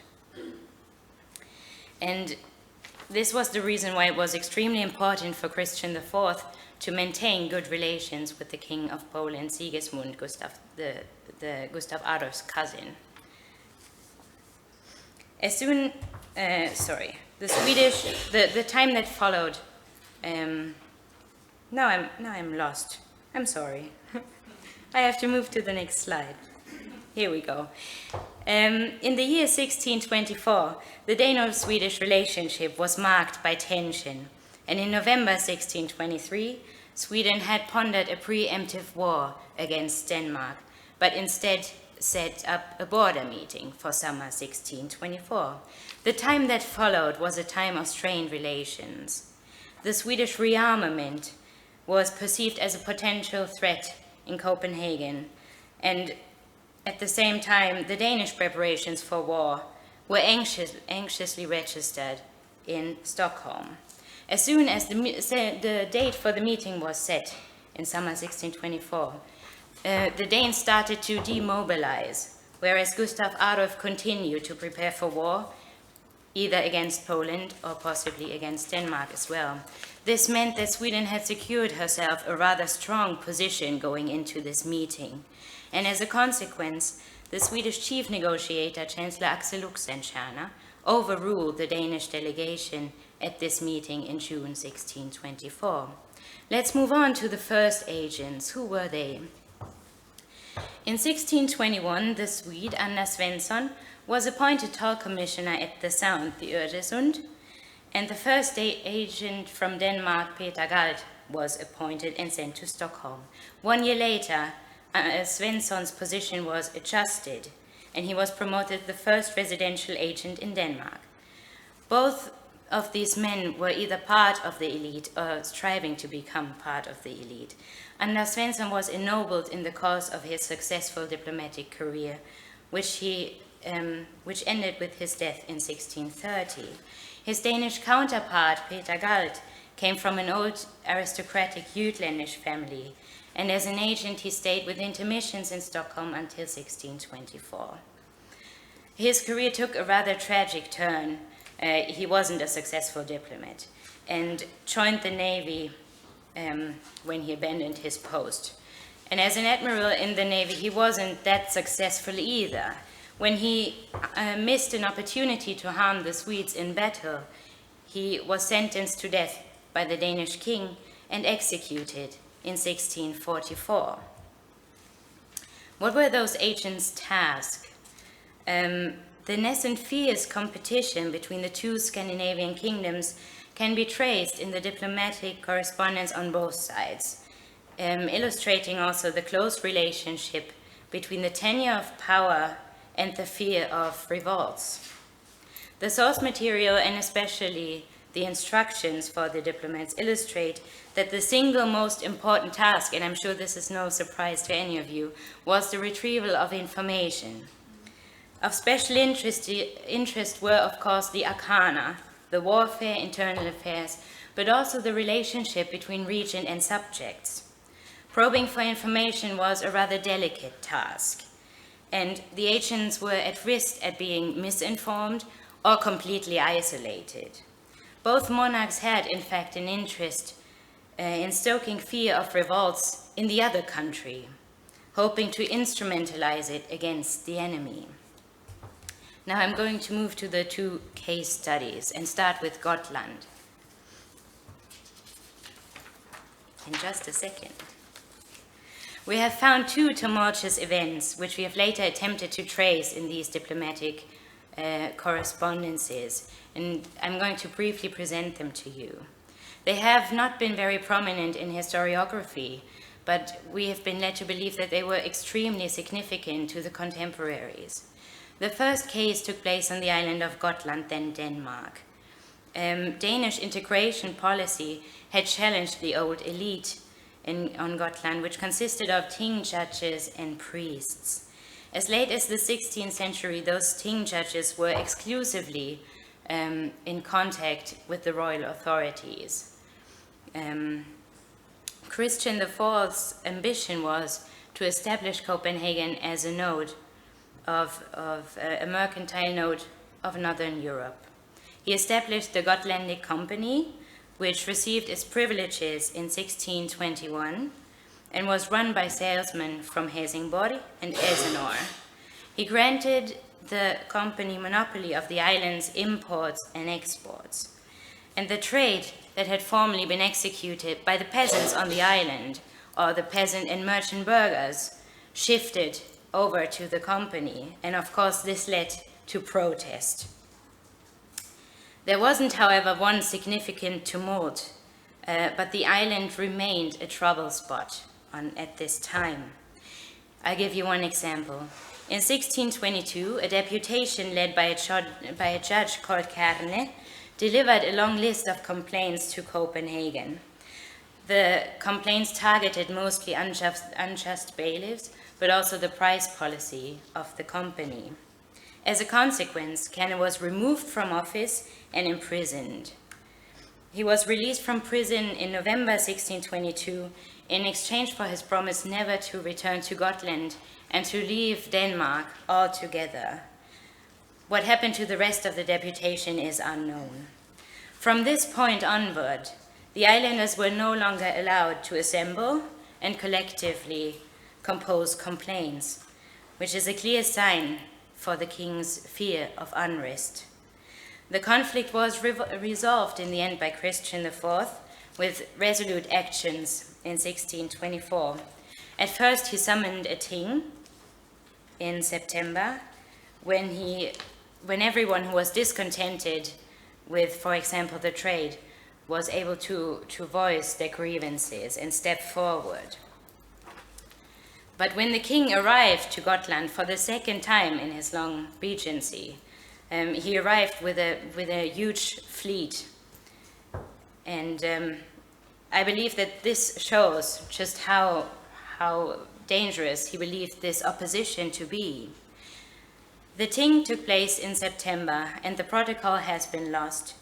But as a consequence, the burghers of Visby were granted to take over the trade on Gotland under certain conditions, and eventually the company was dissolved.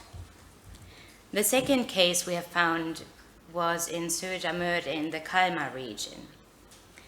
The geographically extensive territory of Småland, situated next to the Danish territories Blekinge and Skåne, was a border region, and as such, it was especially inclined to opposition.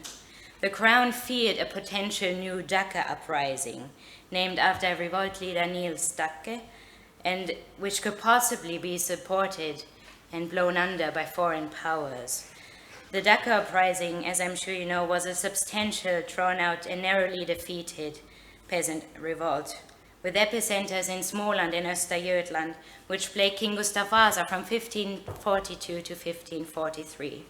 It was a reaction against the strengthened central power. In March 1624, and this is where we have the case, a conspiracy among soldiers was discovered. The soldiers were dissatisfied for not being paid their guerdons. The central figure of this conspiracy was the soldier Jöde Stim, who also happened to be a distant relative of former revolt leader Niels Dacke. And therefore the political elite feared the tumult could spread and antagonize more peasants all over the country. The conspirators had assembled in Mörde, but the conspiracy was soon discovered by an officer called Sven Håkansson, who was loyal to the king and gathered men of his own. The consequence was a scuffle between the conspirators on the one hand and the royalists, if you will, on the other. Most conspirators were arrested, but 2 soldiers escaped. The revolt leader Jöde Stim was brought to Stockholm, where he was convicted along with 2 fellow conspirators at Svea hovrätt, and he was executed immediately. And even if King Gustav Adolf referred to the events as, I quote, a new Dacke war, end of quote, the tumult never spread. But however, it underlines clearly the fear of peasant unrest. What form did these events take in the diplomatic correspondence? In a letter dated April 22, 1624, Svensson described how he was interviewed by the Danish king about what had happened in Kalmar. Throughout their discussion, the Swedish agent remained rather vague. He claimed that he had heard some rumors about the revolt, but since he hadn't received any written information, he didn't dare tell more about it. The letter that he sent back home showed, however, how big the Danish king's interest was in internal conflicts in Sweden. And this was generally linked to his interest in taking action against the Swedes, ideally when at a time when the country was weakened by internal problems. The date of the letter also suggests that the Danish king's demonstration of knowledge was a form of counterintelligence. This was a letter dated shortly before the border meeting was to take place.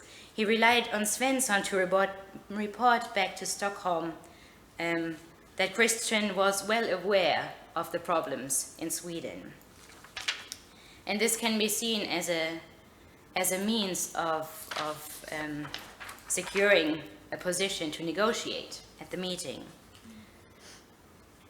In this manner, Christians' tactics established a connection between the tenure of knowledge and power.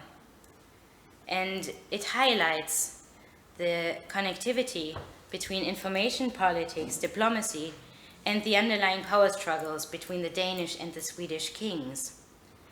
We have to bear in mind that this did not happen in some remote area, but the close proximity to Denmark would make this the natural point of attack for the Danish king.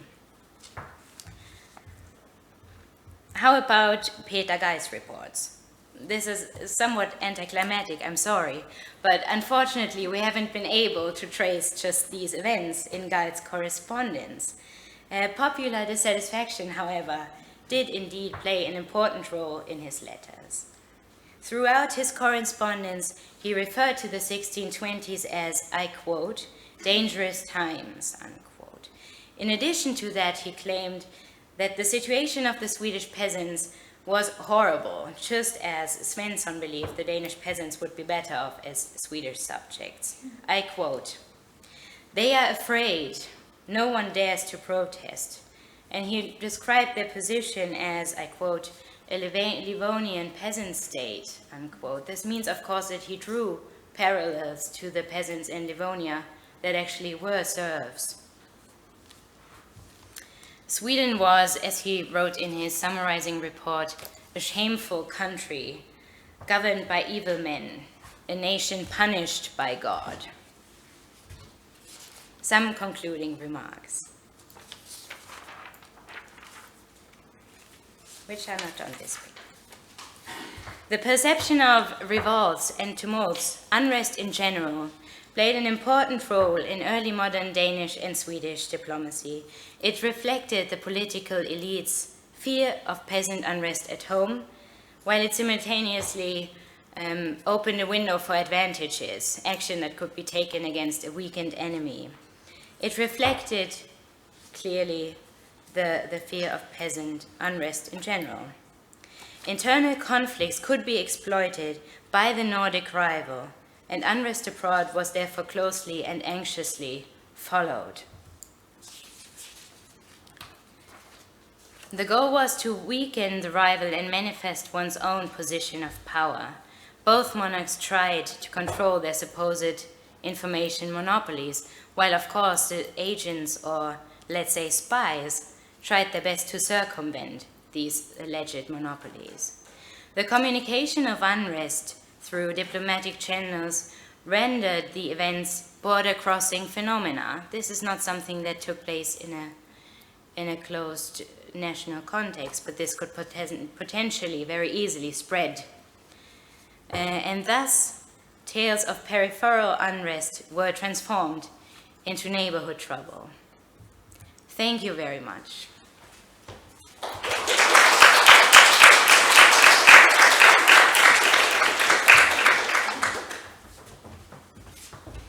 Thank you, Miriam. And I think we have time for some questions, so please go ahead.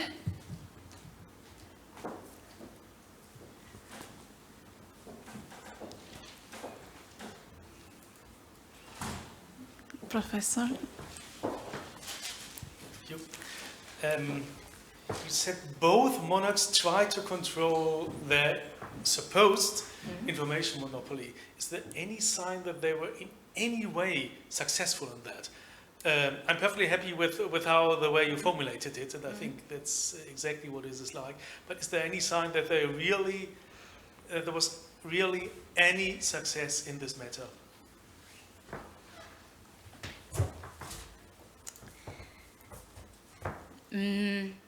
That's a very good question, because it's very hard to distinguish from the source material consulted. Obviously reflects the political elite's view of the world. So in this manner, it's quite hard to distinguish between reality and a more, let's say, wishful thinking. Obviously, the Swedish crown had their official information channels, be it propaganda, often via the church, that kept the subjects informed about the events they were supposed to be informed about. But I think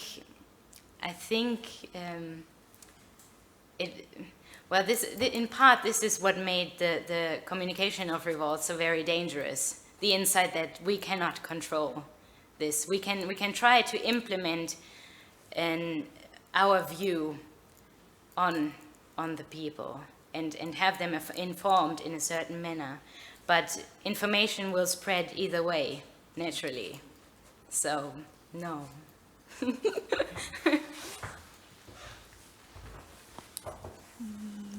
Are there more questions? While we're waiting for the questions to pop up, I have one for you. You presented a case of what one could also call border rivalry between Denmark and Sweden. And as you worked on transnational history, what if you look at these peasant revolts in a larger European perspective, and can you go beyond Scandinavia? Can one talk about this kind of discourse on uprisings at a European level? Is that something that is discussed at a diplomatic level more generally in a border crossing sense? Yes. Now the problem with this question is the term peasant unrest. What do you define as strictly peasant unrest? Going beyond this issue, I have, for example, found reports on the Catalan revolt, the Guerra dels Segadors in Barcelona, which can be traced from there to Paris and from Paris to Stockholm. Through diplomacy. And what's especially interesting, since you mentioned the discourse, is there a discourse, an international revolt discourse? There is. Okay. But interestingly enough, I've found, merely in the cases that I have looked at, that we do not read about revolts, tumults, uprisings, but we meet those events in metaphorical form, a storm, a fire, or a sickness. And the interesting thing is that these metaphors are, of course, border crossing as well. So yes, I think you can speak of an European revolt discourse. Yes. Those concepts you just mentioned are very interesting, because if you can use those, you can find those kind of terms or concepts.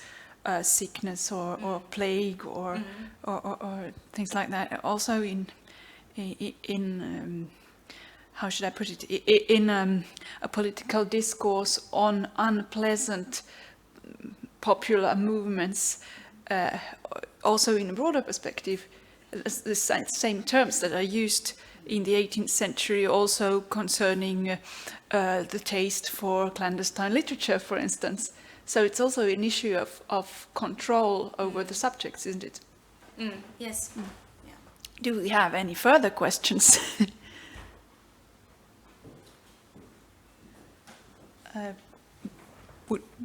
Would you like to? Do you have a question, Sophie, or would you like to move on? Shall we move on? Is that all right for you? Yes, of course. Okay. Well, then I propose, if there are no questions, we move on to the next speaker. So I now call for Sophie Holm. So I'll introduce Sophie. Sophie is a PhD student in history at the University of Helsinki, and the subject of her doctoral thesis is diplomacy, rhetoric, and opinion, foreign envoys in Stockholm during the Swedish Diet of 1746-1747. Sophie is currently a researcher at this very place, the Society of Swedish Literature in Finland, and she is generally interested in the history of political culture and the cultural history of diplomacy. Please. Thank you.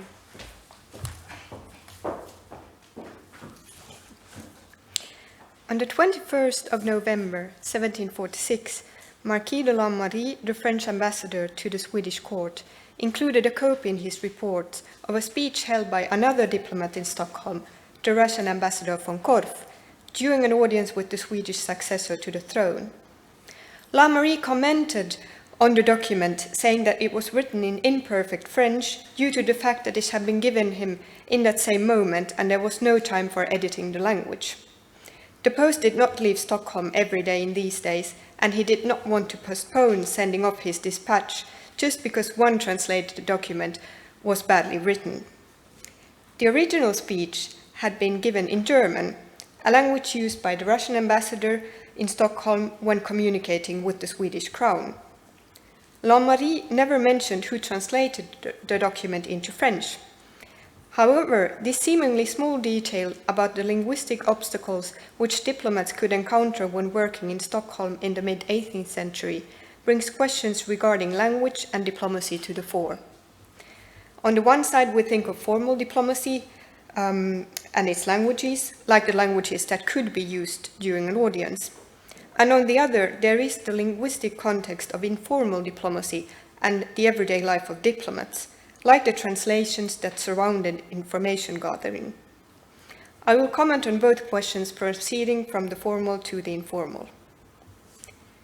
The new approaches to diplomatic history in the last decades have encouraged studies combining social, cultural, and diplomatic history. As a result, some researchers have suggested we should talk of various parallel diplomatic cultures as opposed to describing the evolution of Western diplomacy in singular. Among the traditional threads in the history of diplomacy in singular is the establishment of a common lingua franca, with French substituting Latin from the Peace of Westphalia onwards. But how francophone was the European diplomacy in the 18th century? As a result of a German research project, we know to what extent European peace and alliance treaties were written in French from the mid-15th century to the start of the French Revolution. There is clear evidence of what has always been claimed, that is the change from Latin as the lingua franca of European diplomacy, the change from Latin to French, and an increased dominance of the latter language in the 18th century. During the period between 1713 and 1763, already 60% of all treaties were written in French, and only a bit less than 11 in Latin. A lot of these treaties, of course, included the King of France as one party, but the number of cases with French as a third language is significant enough. It's almost 40% in that same period, and then almost 67% in the last period. But these statistics also show that other languages than French and Latin were in use, in fact also as third languages. This is where Sweden comes in as an intriguing example. In the Peace and Alliance Treaties project, Sweden was mentioned as a remarkable exception, German being used by the Swedish crown at several instances. I did some searches in the treaties database that this same project has put online, and this is the graphics for Sweden. You can see that more treatises were indeed written in French than in German or Latin between 1721 and 1762, but the difference is not at all as big as in an all-European context. See that French here between during the first half of the 18th century, French is really already very dominant, and it's not that dominant in the Swedish case. In fact, for someone acquainted with Swedish diplomacy and the realm's foreign affairs, the slow introduction of French does not strike as very remarkable. Many courts in the Baltic region had a strong German influence, and thus the relations between them were naturally handled in German. Sweden, more specifically, had in fact been resisting both French and other foreign modern languages as languages of diplomacy in the 17th century, when the realm had considerably more international power than during the following century. And here you can see the strong preference for Latin from the Peace of Westphalia until the Great Northern War. This applied both to the language used by Swedish diplomats abroad, which were encouraged to write their reports in Swedish and not any other language, and to foreign ministers at the Swedish court. If an envoy used any other language than Latin during an audience with the King of Sweden, he was to be answered in Swedish. In a way, some of these practices continued into the 18th century, although for partly different reasons. During what is usually referred to as the Swedish Age of Liberty between 1718 and 1772, Swedish envoys abroad were once again encouraged to write their reports in Swedish. This time because they were read by the secret committee of the Swedish Diet, whose members did not necessarily speak French. The secret committee consisted of representatives for the three first orders, that is, the nobility, the clergy, and the burghers. Whereas most nobles could be expected to understand French, this was not the case for the clergy and the burghers. When it came to foreign envoys in Sweden, the ceremonial stated that the king was to answer an ambassador's speech in Swedish during the first audience. In this case, thus, neither Latin or French nor any other third language was to be used. This can be seen as a way of elevating Swedish to a ceremonial status on the international arena on the one hand, but also facing the domestic public on the other. Frederick I, King of Sweden between 1720 and 1751, spoke German due to his descent, and there might have been an interest in defining the language he was to use during diplomatic audiences. In any case, using national languages during audiences both by the welcoming crown and by the visiting diplomat had become common in Europe from the second part of the 17th century, and here Sweden was thus following a general pattern, abandoning Latin as a ceremonial language. Swedish had also been used traditionally by the Swedish crown in its relations with Denmark. This relation was a bilingual one, both crowns using their own language, since of course this was possible with mutual comprehension. When Niels Krabbevind, the Danish envoy to the Swedish court between 1744 and 1753, arrived in Stockholm, he thus brought with him credentials written in Danish. And as we have already seen, he would be answered by the King of Sweden in Swedish during his first audience. But a closer look at the Danish archives shows that Krabbevind's everyday diplomacy was not only bilingual but multilingual. When he wrote memorials to the Swedish authorities, these were documents concerning everything from timber felling at the Swedish-Norwegian border to a contested examination of one of Krabbevind's couriers. He wrote them in French, German, Swedish, and Danish, in this order, the Swedish memorials, interestingly, being more numerous than the Danish. And he was often answered in Swedish. These examples highlights how the less formal written diplomacy, these memorials were of course not as formal documents as peace treaties, for example, was both multilingual and flexible when it came to linguistic choices.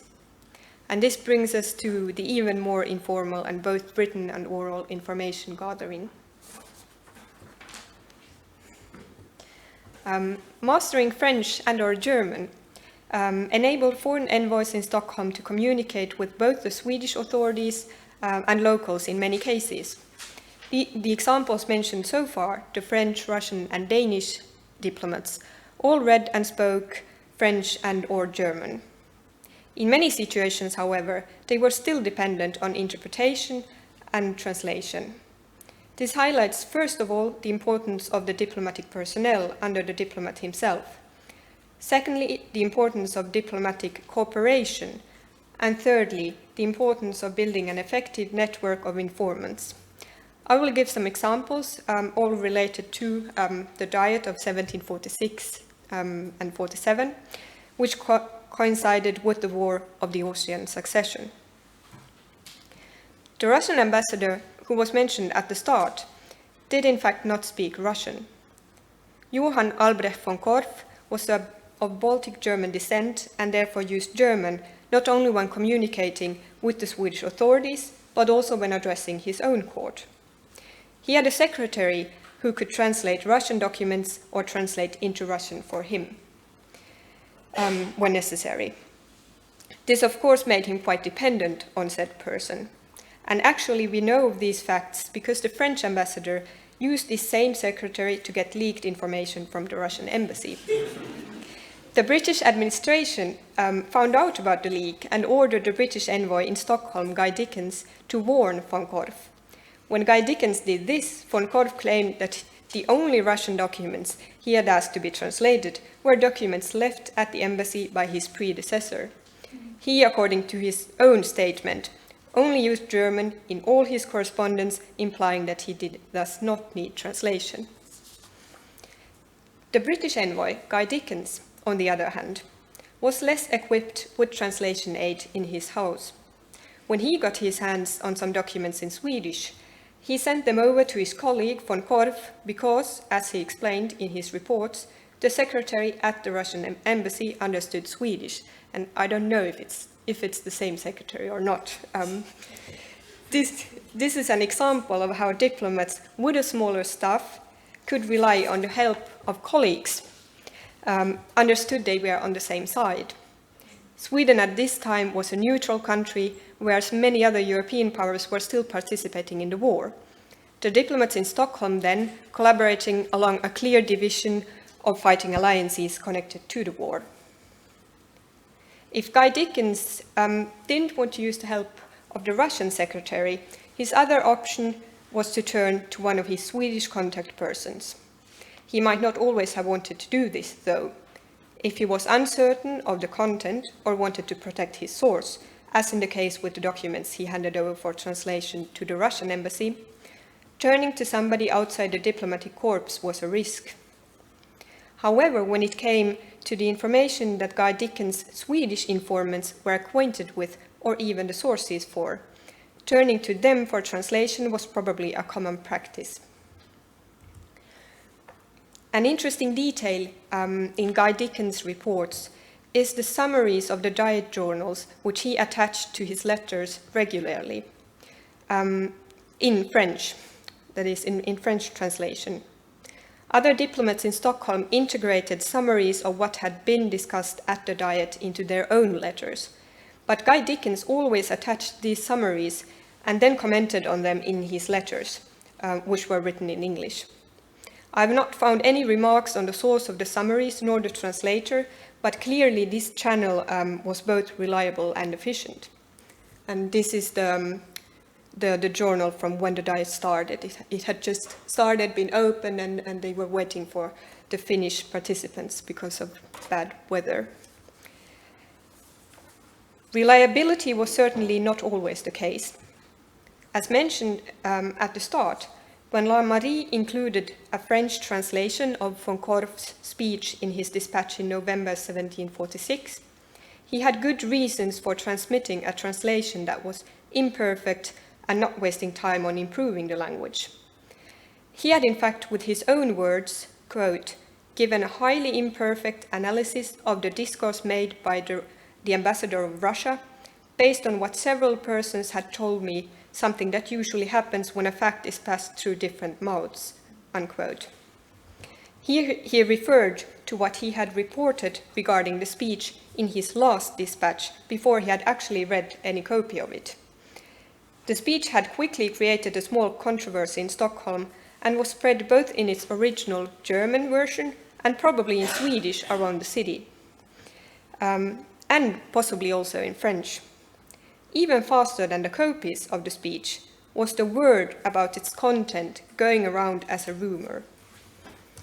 The French ambassador had, in other words, first been reached by the news about the speech originally held in German, talked about in either Swedish or French by the ambassador's noble friends, and then reported to him in French, first orally and only later in written form.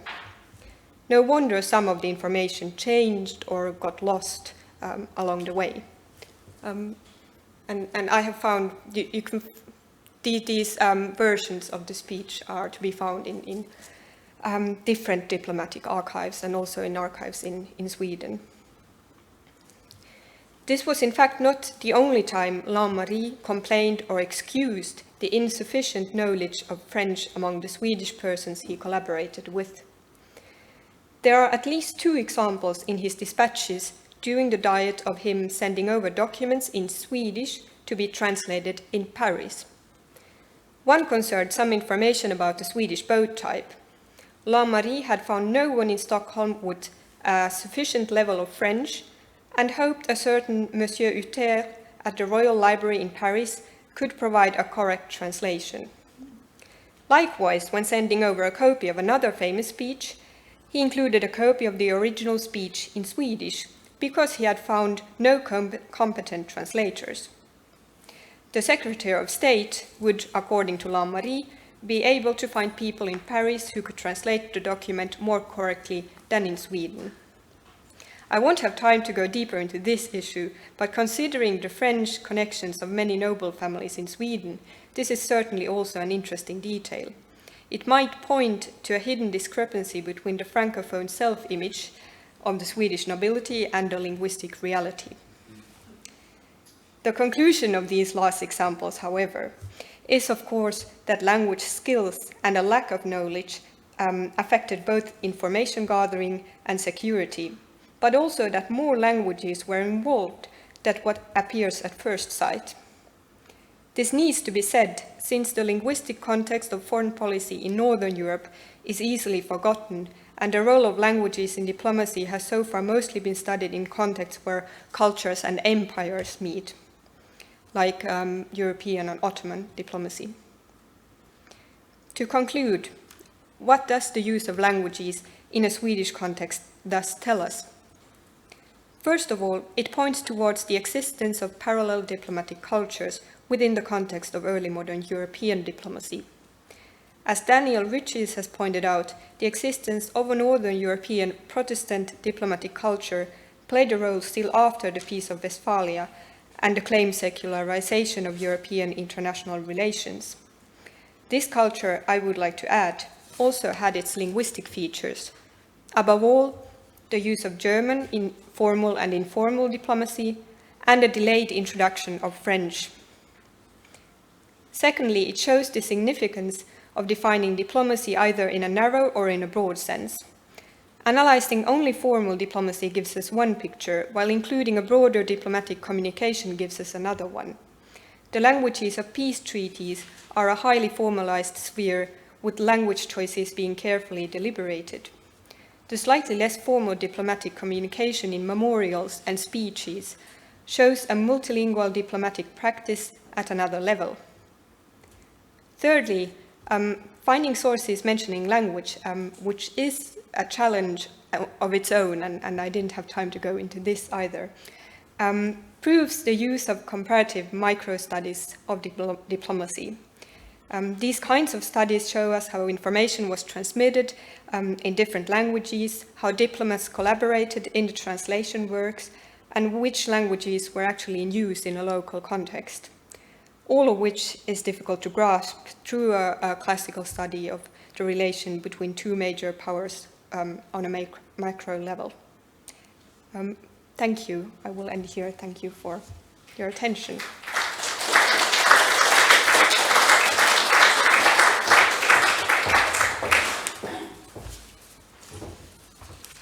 Thank you, Sophie. We will move on to the questions. Please don't hesitate to ask.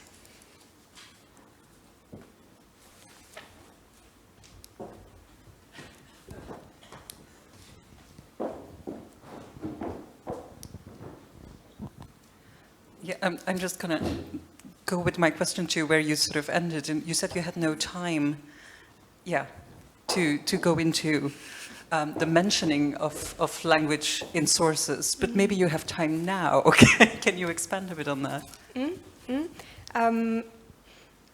I would say that it has been a very, very intriguing side product of looking for example, events or looking at negotiations, and then during that process also finding mentions on language.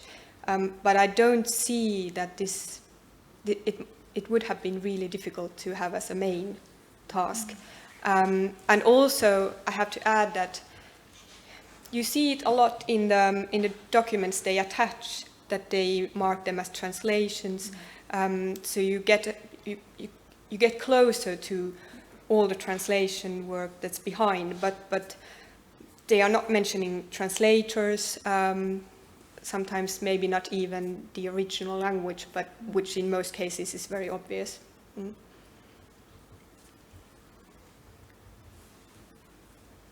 Yes.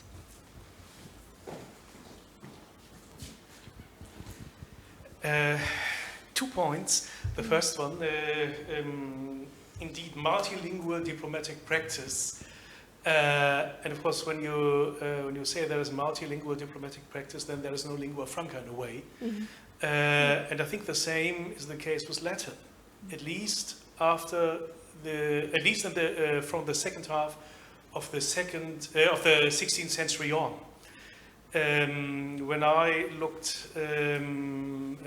worked on the relations between Spain and the Papal States in the very early 17th century, I found out that the Spanish ambassador in his audiences with the Pope spoke Spanish. The Pope answered Italian, and astonishingly enough, they understood each other. The result in the sources is that the Spanish of the Spanish ambassador writing to his home country becomes more and more Italianized. It's a kind of mixture of Romanic languages. The other way around, the nuncio was speaking Italian, and the favorite of the king or the king himself were answering Spanish, and again they understood each other. They avoided Latin every time they could, so that you find Latin only, actually to my relief, when I was looking at the sources, only in official documents. So it's not the lingua franca that time, it's the lingua officialis or something like that. So the same thing in the 17th century. And then you spoke about Protestant diplomatic culture, and I would like to hear more about that. What is Protestant diplomatic culture? This was a reference specifically to Daniel Witch's book on the Protestant diplomatic culture of Northern Europe, and he ends at the start of the 18th century, because he says that after that it's not anymore so much about having pan-Protestantic culture, political culture. But I would say that what still lives on is that German is being used as a third language between many of these crowns and powers around the Baltic Sea. So that you in a way still can speak of a parallel diplomatic culture, which is very Northern Europe, in comparison to what is going on in Paris, for example. And I could add to your first point that, for example, Krabbevind, the Danish envoy, and he's writing all his letters in French, but then when he addresses the Swedish crown, it's either French, German, Swedish, or Danish. But back home, he's writing only in French. But then he's including a lot of translations into German or Danish when he has to translate documents. So in his case, it really is French is it's the language of the diplomatic correspondence, but not maybe the most communicative one. May I develop a little on what you said about this northern diplomatic culture which spoke German? Now, you have presented a case which is from mid-1740s, right? I think that if you took a longer period of time going into the second half of the 18th century, you would notice that at some point, I would say already by the mid-50s, the same diplomatic sphere of Baltic people having common features as Protestants or German skilled skilled in German language, they would start writing to each other in French. And actually that was also that's related to another remark that I wanted to make concerning this peak of the French language also in Swedish treaties from the 1760s. It's also a question of a generation, because that you have the arrival of people who were formed in the 1730s and who are used to using French instead of German. So I think it's very interesting if you looked at these, if you would like to continue on the issue of the languages of diplomacy, to take a longer period of time, and you would see these tendencies very clearly, and you can find there are explanations for them, but I don't think we should go into them right now. Are there any more questions, please? Can I comment? Yes, of course. I mean, I think a longer perspective is it gives you something, and it's very interesting, and that's what has been done by the German project, and I used the source material that they have put online, and I mean, then you get this diachronic development, and you see French going up, and you see Latin going up and down. It's interesting here that you see, I mean, with Latin, you see when Sweden is actually entering European diplomacy. It's very, very clear. The amount of, it's not the same amount of treaties in that period, 1648 to 1720, it's 122 treaties, and the last period, it's only 11 treaties. It's a very small amount, but they are all written in French. But I think that where I see also some advantages with doing a very synchronic micro-study is that that's how you get to the communication around all these treaties, and what they were saying themselves in the, or especially Andrea Schmidt-Rösler, what she's saying, she's been writing a lot of articles on this project, that you can see the developments, but you don't know, you can't say anything about the oral language of diplomacy. You can't say anything about the less formal or even the informal diplomacy and what languages were in use. And when you have a look at Sweden in the 1740s and see how much they are using German in, for example, memorials or speeches, then you get, then you can actually contextualize German, the German that is being used in the treaties. Yeah, in the 40s, that's precisely the moment when it starts to shift. Yep. Are there other questions? I have another one, but I found very interesting this issue of the translators, and I think one could try to. You said it was difficult to find identify the translators, but if one was able to do that, that would be a very interesting topic. And about this paper that was translated in Paris instead of in Sweden, I think that there might be also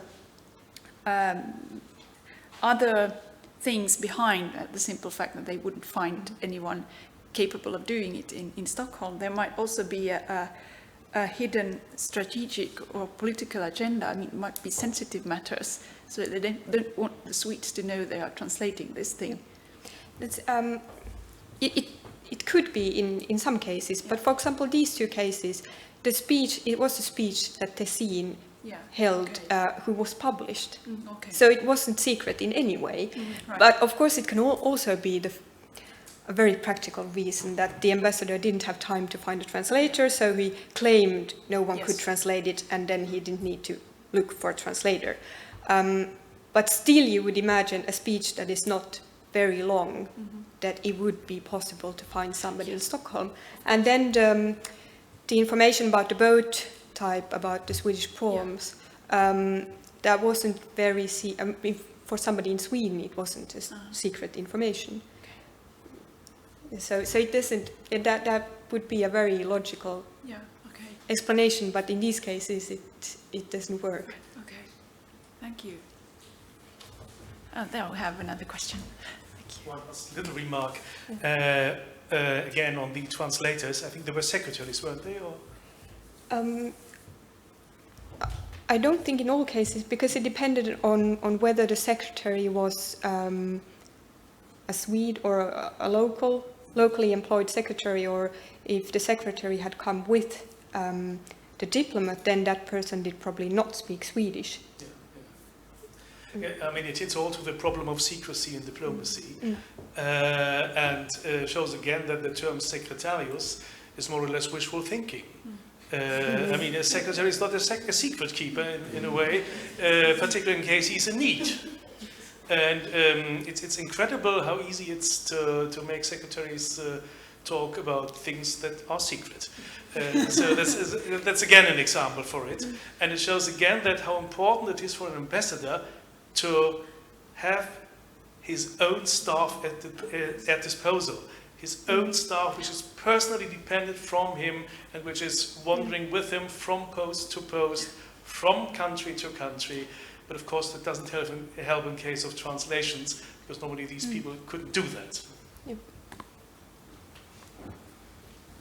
And I can just, I don't know how much time we have, but add that this is kind of a bit off topic, but also the Swedish authorities in conflict situations, they could use, they could also use language as a way of delaying something or gaining time, because they could, for example, hand over documents to, in one case during a conflict with the British envoy, they handed over documents he had asked for in Swedish. And I think that he probably would have been capable of finding a translator amongst his contact persons. But of course that wasn't acceptable. I mean, he had to say that, now you're giving me documents in Swedish, which I have a right to have a look at. These concern British citizens in Sweden. I need a translation. So then he lost time because he had to fight over these translations, and then the Swedish authorities had more time to figure out how they wanted to react. Good. I think we will stop for a moment and take a coffee break. So we'll start again in half an hour.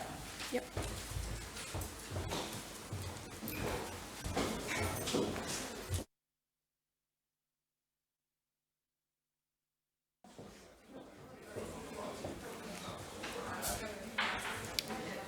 So it's time for our last session today, and we will start with Emil Kaukonen, who's the first speaker, who is a PhD candidate at Åbo Akademi University.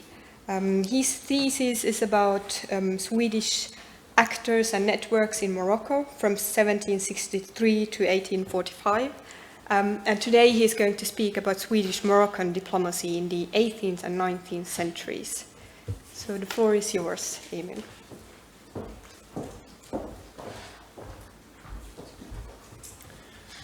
Thank you very much for the presentation, and thank you to the organizers for inviting me. I'm very pleased to be here. The topic of my talk today, as you can see, is Swedish-Moroccan diplomacy in the 18th and 19th centuries. And in the interests of keeping this brief, I'll try to give a brief overview and the contextualization of the Swedish-Moroccan relation by the time of the first peace treaty in 1763, and then move on to a case study from 1822 to look at a certain agent and a diplomatic crisis that took place in 1822. Yes, I should note before I begin that most of this presentation is based on work by Joachim Östlund at the University of Lund, and Peter Bruce, who is a former ambassador to Morocco, Swedish ambassador to Morocco. He was ambassador from 2000 to 2004, and he has also been writing about Swedish-Moroccan diplomatic relations. And I have borrowed some material from his texts for this presentation. As a background for Morocco, I'm not sure how much information you have about it beforehand, how much you know about Morocco, but it was in the early modern period and almost into the 20th century, but in a different form, a sultanate or empire or kingdom, however you wish to choose your words. These are all European sort of labels for an order that was foreign to Europe. And from the mid-17th century, Morocco has been ruled by the Alawite dynasty, who are still in power. And this is also the dynasty reigning during both of my case studies, the Peace Treaty and 1822. We heard earlier on today about Christian or European slaves in North Africa and the ransoming of these slaves through a Swedish agent in Italy, if I recall. And this has a link to Morocco. Moroccan corsairs also took Swedish and other European prisoners in an ongoing sort of naval war. So from the Middle Ages onward, the default state between the European powers and Morocco was war at sea and occasionally also on land. The Moors were pushed out of Spain, as I'm sure you recall, during the Reconquista. And this sort of status quo remained in force until peace treaties were made by individual European powers with the Sultan of Morocco. Sweden signed one of these peace treaties in 1763. We shall look at, we'll skip that for now and go straight on to this. And the decision to vie for peace with Morocco was preceded by debates by the Board of Trade and the Board of Chancery in 1754. It's an excerpt of what they stated. In my translation below, the boards could not deny that Swedish vessels sailing in the Mediterranean and the Levant in peacetime have been saved from the cruisers of the republics in question, that is, the Barbary states, Morocco, Algiers, Tunis, and Tripoli, and this for a reasonable price, compared to the prices that other powers in similar positions to Sweden have paid and must still pay to attain and maintain similar treaties.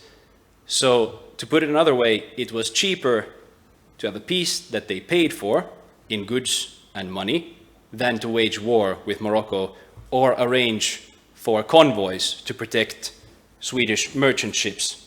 The reason that Swedish ships needed to move in the Mediterranean was to make the salt imports cheaper. Otherwise, they had to go through other sellers of salt to get salt from the Mediterranean market. But when they had peace treaties with the North African powers, they could have their own merchant vessels sail into the Mediterranean and fetch the salt. But that came with the cost of paying the North African rulers for the peace treaties and also paying them going forward annually or biannually, or however often the treaty called for. They sent either money or goods. A problem during this discussion, a problem that was discussed, was the fact that Sweden wanted to remain in good standing with Spain, but Spain was strongly opposed to peace treaties with Morocco due to an ongoing and long-time war between Spain and Morocco.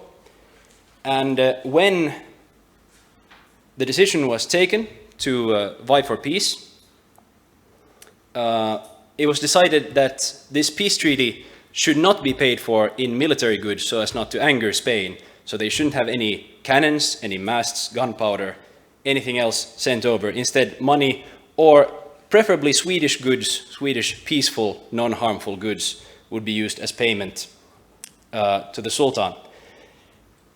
In 1761, the Crown sent former Swedish consul to Tripoli, Peter Christian Wolff, and a member of the Swedish Board of Trade, Johan Magnus Wenström, to Morocco to negotiate a peace treaty. When they arrived in Tangier, they were met by a local governor, Sidi Mohammed, who had been appointed as the envoy of the Sultan, and also by a Jewish merchant named Abraham Ben Sider, who had also mediated a peace treaty between Morocco and the Dutch Republic previously. This is an ongoing trend in early modern and modern Moroccan history, or 19th century Moroccan history. The Jewish community in Morocco, often exiled families that had fled from Spain and Portugal, were very influential both in the mercantile activities and in the diplomacy as intermediaries between European powers and the Sultan, the court of the Sultan. So Abraham Ben Sider mediated the peace treaty, and after roughly 6 weeks of waiting and negotiations in Marrakesh, the capital, a peace treaty of 23 articles was signed in 1763 between Sweden and Morocco.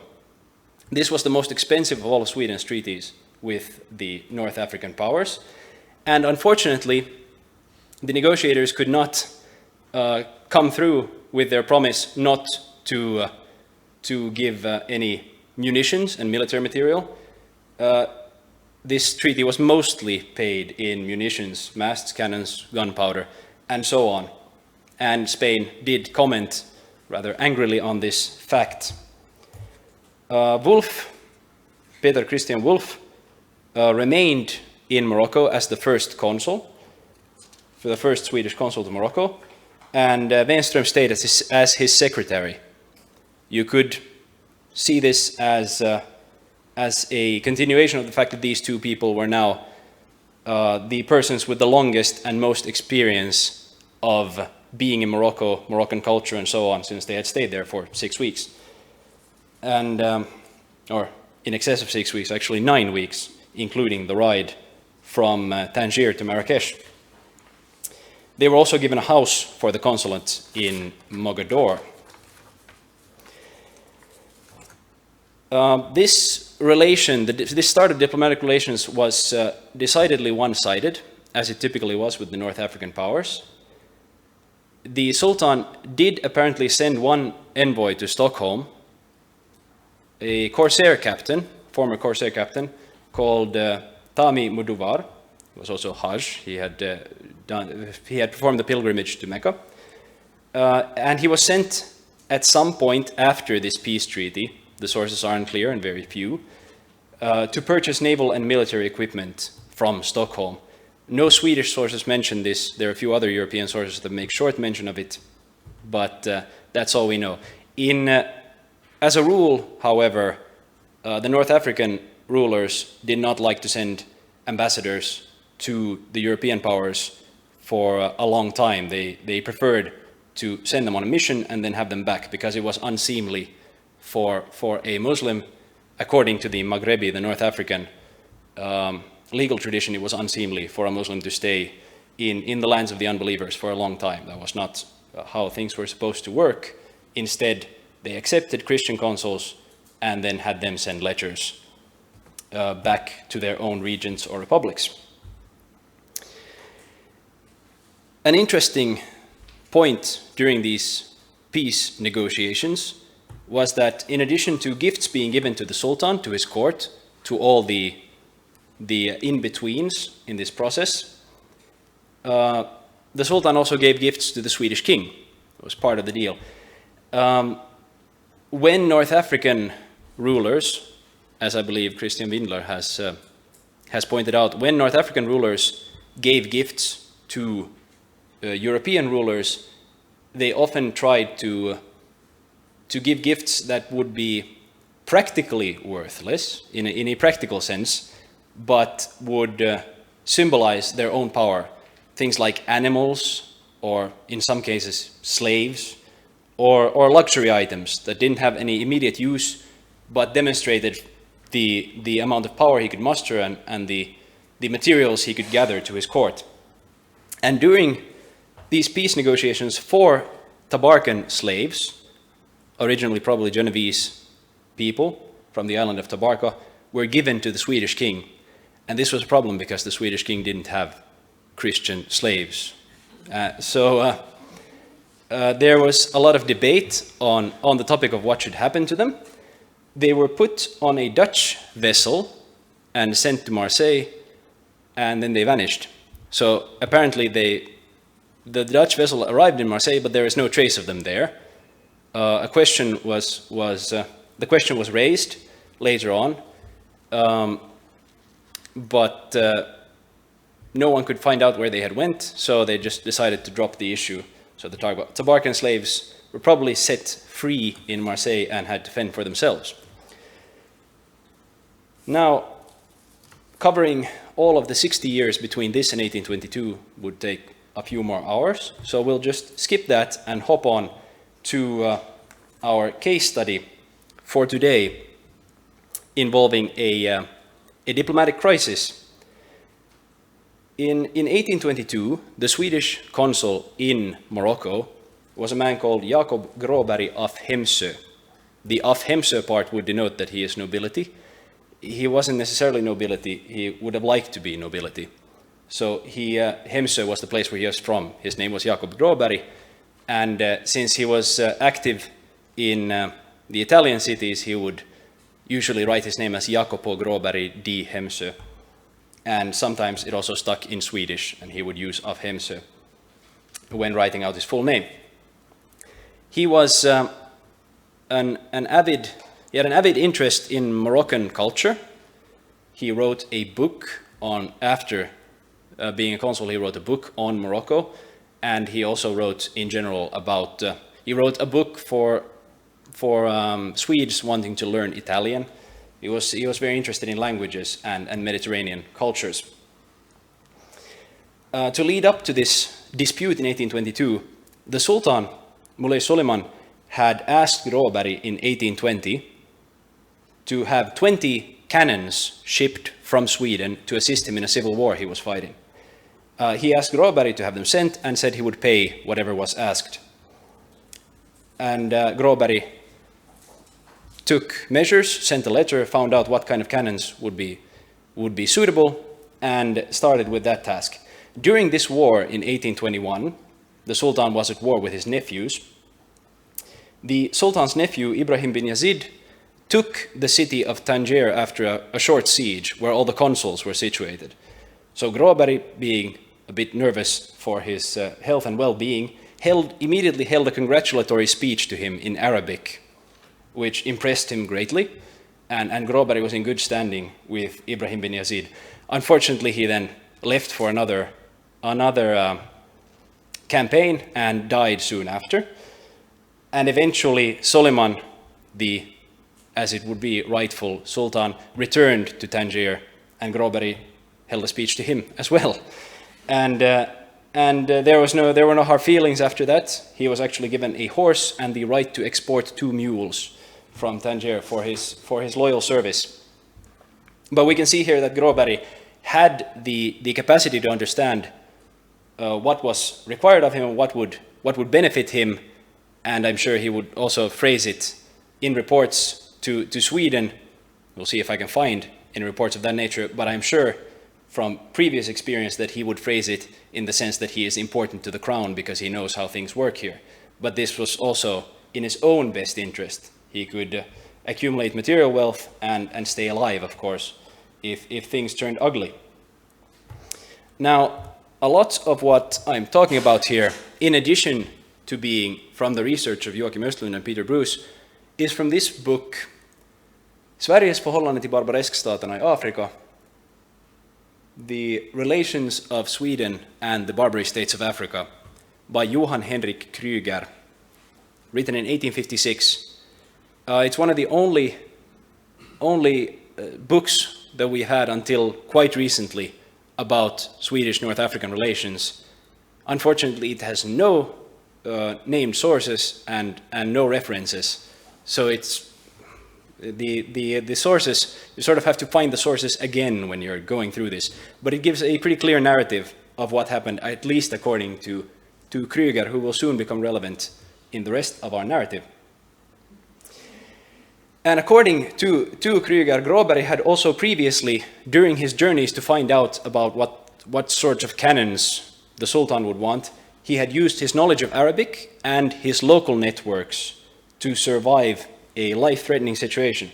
He had been attacked by raiders while on the road, but he had recognized the leader of the raiders and asked him for his hospitality, as was the custom.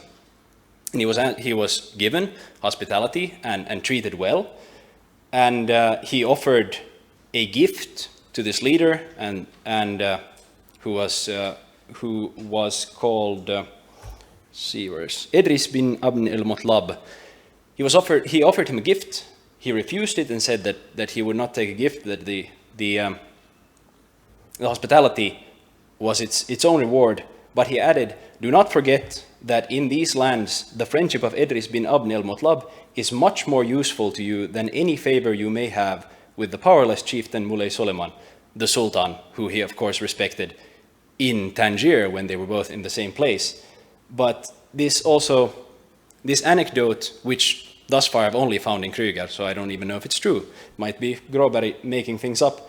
But if it is true, and even if it isn't, it illustrates what Gråberg thinks, but it illustrates a situation and a culture where the personal networks you formed and the people you knew were very important for your safety in travels, and in general, to be able to get things done. You had to know people and know when to give gifts, what sort of gifts to give, and so on. Moving on to the cannons that were sent. Eventually they arrived. Suleiman used them to win the war, but he seemed to now have forgotten about promising payment for them. So he thought, well, they're a gift from the King of Sweden. That's how he presented it. Gråberg started sending several letters to Suleiman because he now owed people 3,000 pesos, euros, for these cannons and the things related to them. So he sent several letters over the course of some months to the Sultan. And eventually he suggested that the 3,000 pesos for the cannons could be reduced from the tribute that Sweden was to pay that year. It was a 20,000 peso tribute in cash, and it could be reduced to 17,000 pesos, and the cannons could then be moved over. This was the response he received from Sidi Akensus. Well, that's Marrakesh. This is the response he received from Sidi Akensus, the first secretary of Muley Suleiman. That's the letter translated from Arabic into Swedish. And as an excerpt, I can read out, "Swedish consul, may God forsake and damn you, who shamelessly thrice asked for 3,000 pesos from our Lord as payment for a present. Now leave with God's damnation and have neither amnesty nor a peace treaty. Our Lord gives you 4 months of time and protection from this day, since God commands it, to leave the country. For His Majesty, may God protect him, has sworn never again to have peace with Sweden." That escalated rather aggressively. Well, this wasn't the only letter, however. Along with this letter, he also received another letter from Sidi Akensus, dated the same day, delivered by the same person, where Sidi Akensus explains the other letter he just received.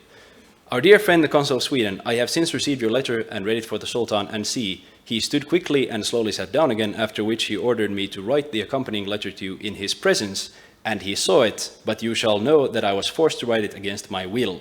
So they had a personal relation. Sidi Akensus and Gråberg knew each other. "Our Lord became angry with you when you did not obey his command to give him the money he requested, but instead made excuses and withdrew, while the Danish consul presented 50,000 with none of your excuses, although their payment was not yet due." So there's a bit of a competition between the different consuls. This is especially typical between the Danish and the Swedish consul, because they were similarly very far away. They had similar economic and military possibilities, and often competed for the favor of the North African regions, though they could also cooperate. It was complicated. "Make sure that it will not be difficult for you to gather the sum. Indeed, make loans to procure them and bring them to us, wherever we may be, and all shall go well. But stay silent about it and don't delay with doing as I have written." So Sidi Akensus is trying to act as a middleman here and save Gråberg from messing up Swedish and his own relations to the Sultan. And it's clear that this could of course also be just a way for the Sultan to allow Gråberg to handle his affairs while saving face. So he condemns him, but he also tells Akensus to send another letter and say it from him personally, and put it in a nicer way and suggest how he could fix it. That's hard to know with the current sources. Gråberg responds in the following fashion, an excerpt again. Well, first he is very thankful for their mercy and so on. And with regard to the 3,000 pesos that were paid for the cannons, since the Sultan in no way wishes to pay for them, it shall be my fate to pay the government of my king for them, so the Sultan may rid his mind of them. So he offers to take the 3,000 peso debt entirely on himself. And make sure, my lord and friend, that you work well on my behalf in this matter, and God shall bless you and be merciful toward you for this. Amen. You should also know that I have given your friend El Haj Ahmed Ahardan 50 pesos duros to be given to you for your efforts regarding the Sardinian change of consuls. Gråberg had previously become the consul for Sardinia when the Sardinian consul was sent away, was in bad stead with the Sultan. So Gråberg saw his chance and drove for the consulship of Sardinia and Morocco and had another source of income there. And see, now you will receive from my good friend and butler, the bearer of this letter, another 15 gold doubloons, which is more or less the same as the 50 pesos mentioned earlier, that you may work with vim and vigor with the emperor, your high lord, on my behalf, so that he becomes pleased with me again and considers the Swedish nation as most committed to him among all nations and no longer thinks about what has transpired. So what he's saying is, you remember how I gave you money earlier and you fixed things. Please do it again. Here's another bribe, 48 pesos duros, and don't delay. Do it quickly and make sure he understands that I'm very regretful about what happened. It didn't work out despite this bribe. He left for Gibraltar and started gathering the money, but never returned since it was too unsafe. He managed to take his family and the archives of the consulate, flee to Gibraltar with the Sultan's allowance, and then he left. This is where Johan Henrik Krüger, then a major in the Swedish Navy, comes in. As soon as the Swedish king received news of this breach of the peace, Krüger was put at the head of a naval squadron and sent to Morocco to negotiate a new peace and find out what happened. After his arrival in Mogador, Krüger sent word to the Sultan that he had come to deliver the biannual gift of 20,000 pesos and also to discuss the problems that the Sultan had had with the Swedish consul. He also mentioned that the cannons were to be considered a token of friendship and a gift from the king. So the cannons were now wiped from the record and just given to the Sultan. And as a result of this visit, it turns out that Muley Suleiman liked Krüger very much. And you can ask yourself again here if this is his positive attention towards Krüger is a reflection of an actual like for the person, that he enjoyed the way in which Krüger conducted business, or simply that these two people, Gråberg and Krüger, were sort of proxies for how the Sultan wished to speak to the King of Sweden. When the cannons were in dispute, Gråberg was sent away, and the Sultan said to Krüger that the reason he had sent him away was because he was a dishonest man, he was a bad man to run Swedish errands in Morocco, and that it would reflect badly on the Swedish king. Krüger, again, was so excellent in the Sultan's mind that not only did the Sultan say that Sweden didn't have to pay the 20,000 pesos that they owed, he also gave Krüger 20,000 pesos personally for him. Krüger gave those to the convoy, the Swedish convoy office, which arranged for convoys to the Mediterranean. So he didn't keep the money, but he was heaped with praise, whereas Gråberg was sent away in disgrace. But peace was restored after Krüger's visit, and he also brought with him a new consul called Ehrenhoff. In summary, so we have at least a few minutes for questions, From the current evidence and from how far I've gotten in my research, it seems that Swedish-Moroccan diplomacy was heavily dependent on individual efforts and knowledge of the local culture. So in this regard, it is a very fruitful base for a study from the perspective of new diplomatic history and from the perspective of the consuls acting as diplomats on site, and exploring the networks, the possibilities, and the competence that these people had to effect change for their own benefit and for the benefit of their employers in Europe. And in Morocco, as in the rest of North Africa, for Sweden, the consuls were the primary representatives. They were the highest diplomatic officials on site, even though originally, and in other parts of the world, Swedish consuls were typically officials of trade and not of diplomacy. But much research remains to be done on this topic. Thank you.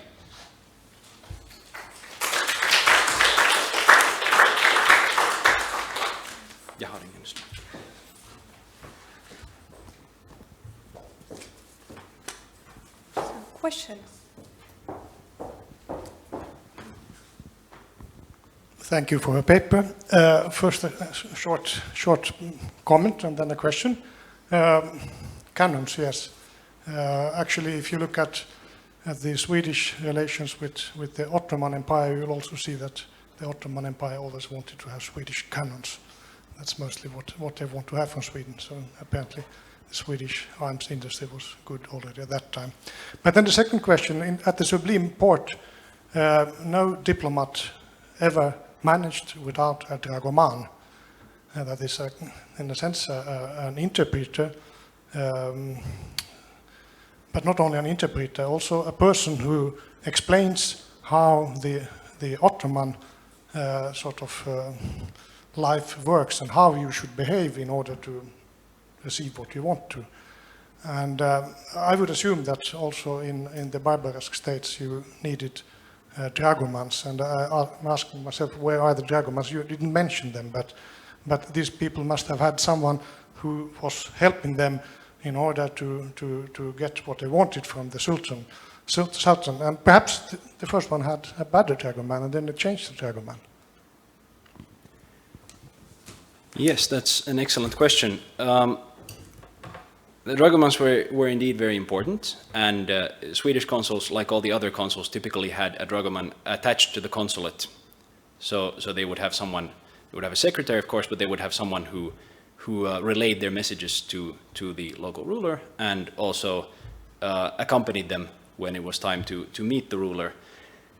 There are no mentions in these letters. I'm not certain if Gråberg had a dragoman. It might even be that he didn't have one, since he had been a consul to Tripoli for several years previously. So he might not have needed a dragoman anymore by the time he came to Tangier. But there were several situations where in correspondence, Swedish correspondence from consuls in the other Barbary states, where the lack of dragomans or the fact that they were not suitable for the task, or they were found somehow dishonest, created problems. So the dragoman was as a personification, he was sort of the essential go-between or sort of envoy between two houses, the consulate and the court and the divan. I think we can have one very short question if there's somebody else.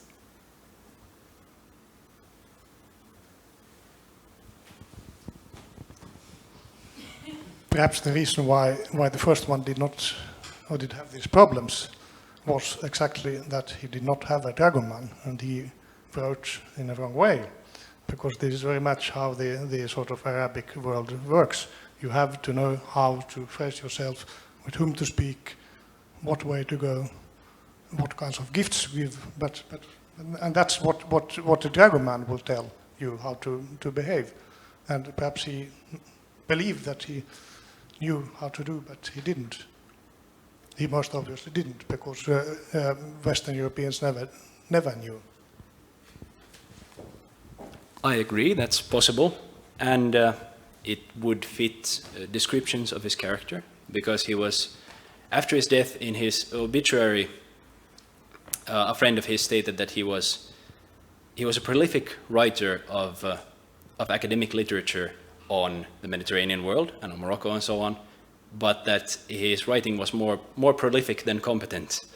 So I'm not sure if he had a dragoman, but it would fit with the picture that he may have thought that he knew more than he did, and made some social blunders, faux pas, and was therefore in hot water when he started asking by force for payment for the cannons.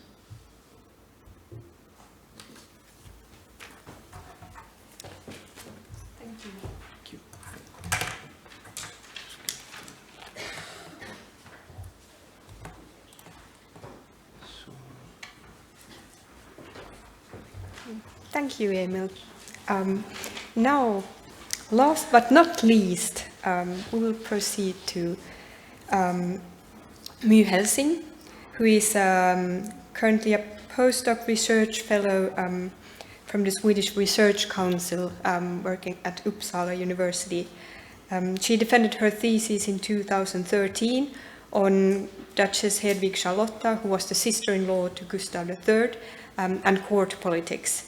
And her current project is on political sociability in Stockholm during the revolutionary time, end of 18th century, beginnings of 19th century.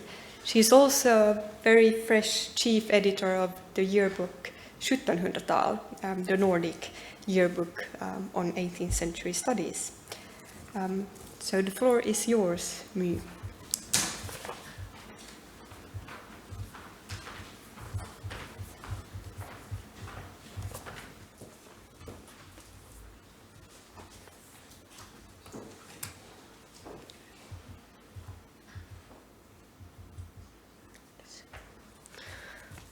Thank you very much for the presentation, and to Sophie for the invitation. It's been so inspiring today to be here and to listen to all your presentations.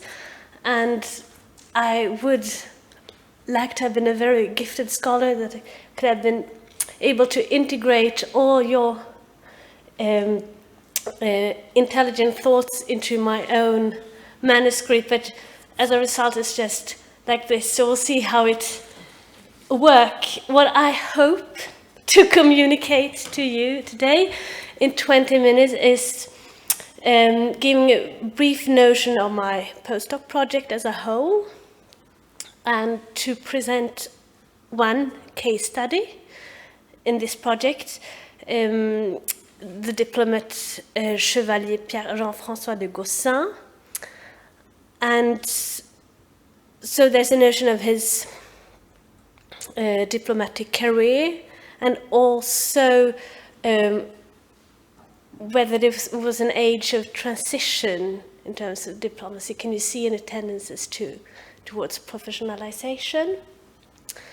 And also you'll see through him what we can learn about Stockholm, how the capital, Swedish capital, worked as a political and social arena. Because as we have heard, the center of diplomacy was the court and court culture, but the court also took place in an urban space. That's what I will illustrate here. So, first about my project. Why do I do this? Because it's generally been argued that elite women could have prominent political positions until the late 18th century, but that the early 19th century onwards saw the rise of a gendered separation between public and private spheres, the rise of the bourgeoisie, and the end of La Société des Princes, and the political disempowerment of women.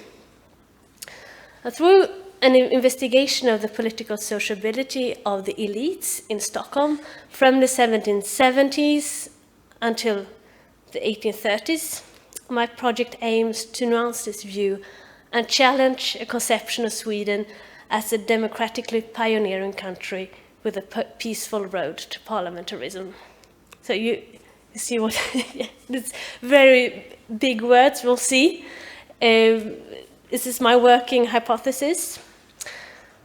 The political history of Sweden in the age of revolution seems comparatively stable because the leading conservative elite continued to be influential, not because it was an egalitarian society without conflicts. This reassessment is made through a sample of correspondence, diaries, memoirs, travel literature, police reports, and police investigations that relate to the political life of the Swedish capital. I studied the courtly and urban spheres in order to trace the evolution of political structures, ideas, and agents, taking into particular account women's political participation. And what I found so appealing about the perspectives one may find in new diplomatic history or new political history, because in recent years there's also urge to blend the two, diplomacy and politics, is the inclusion of informal agents and the assimilation of social, culture, and economic dimensions to politics, where the conditions of everyday life mattered. And I found it fruitful to add diplomats and short-term visitors' experience to my domestic sources on Stockholm, because it allows a sample of people who wanted to make fortune in Stockholm for different reasons and on different terms, and highlighting how the capital functioned. The choice for me to include a particular source is rather based on the account it gives, not primarily who wrote it. And that said, I studied several political agents on the margins, or that were perhaps just important for a short period of time. And for me, political failures are as illustrating for a political system as successful people. And I will now present one example of this, the French diplomat Chevalier de Gossin. And Pierre de Gossin, I don't have a portrait of him because he's, I may find that later on. So just stick with Stockholm.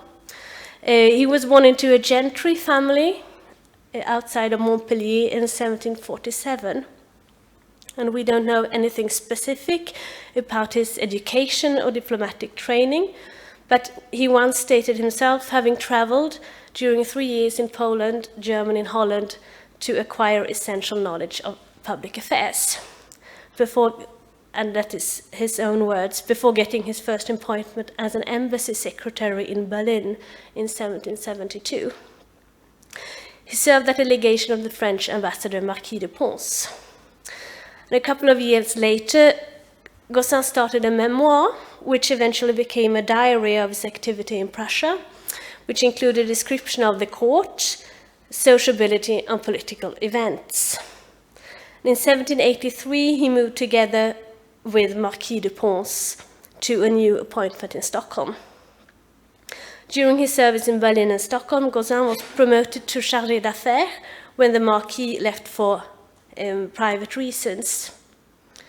And Gossin, he lived on loans and debts until he got his first salary after 6 years of service. And the fact that Gossin never had a personal fortune would be a constant source of trouble for him. Gossin kept an ample diary with daily entries during his diplomatic service in Stockholm and until 1797. During his service, there were 3 Swedish diets that he accounted for in a particular journal. The cold and competitive relationship to the Marquis, the ambassador, and more generally the Marquis's lack of personal attire dominates his diary. Gossin found his superiors stingy and rude, what is not the same thing as assume that he really was. The most important thing he didn't do was to give him the recommendations to important people in Stockholm. Gaucin's ally was, however, the Marquis's daughter, Camille, who helped him win the daily quarrels with him. She had accompanied her father to fulfill a wife's representative and household duties. Rapidly, she got acquainted with the most influential ladies at the Swedish court, providing information channels that were helpful to Gaucin.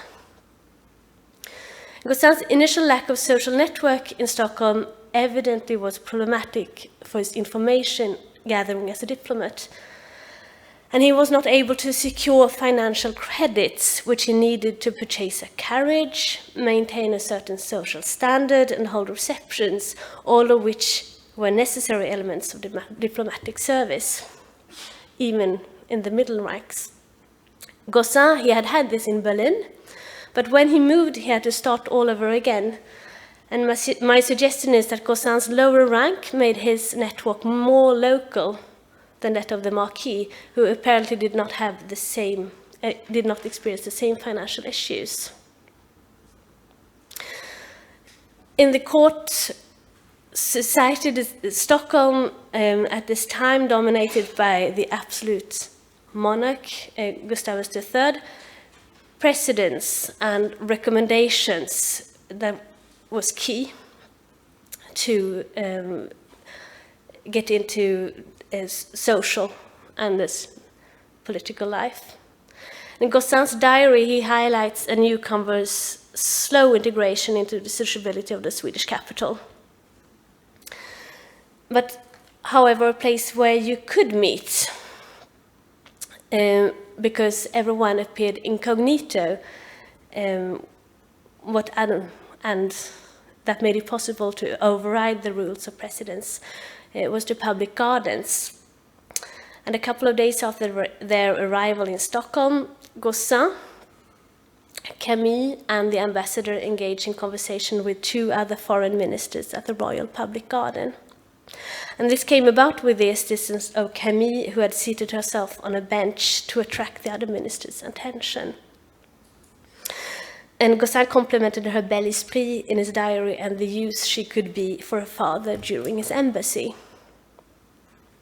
And a couple of years later, in 1788, in the palace garden of Karlberg in the vicinity of Stockholm, a diplomatic audience between Marquis de Pons and Gustavus III, arranged by the ambassador's daughter Camille, took place, although every other formal diplomatic exchange between France and Sweden had ceased.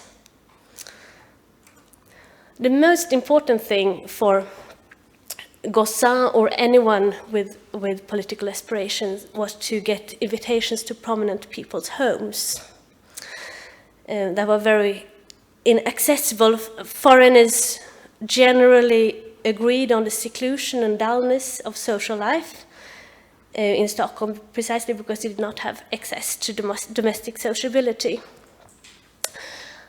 And who managed those invitations?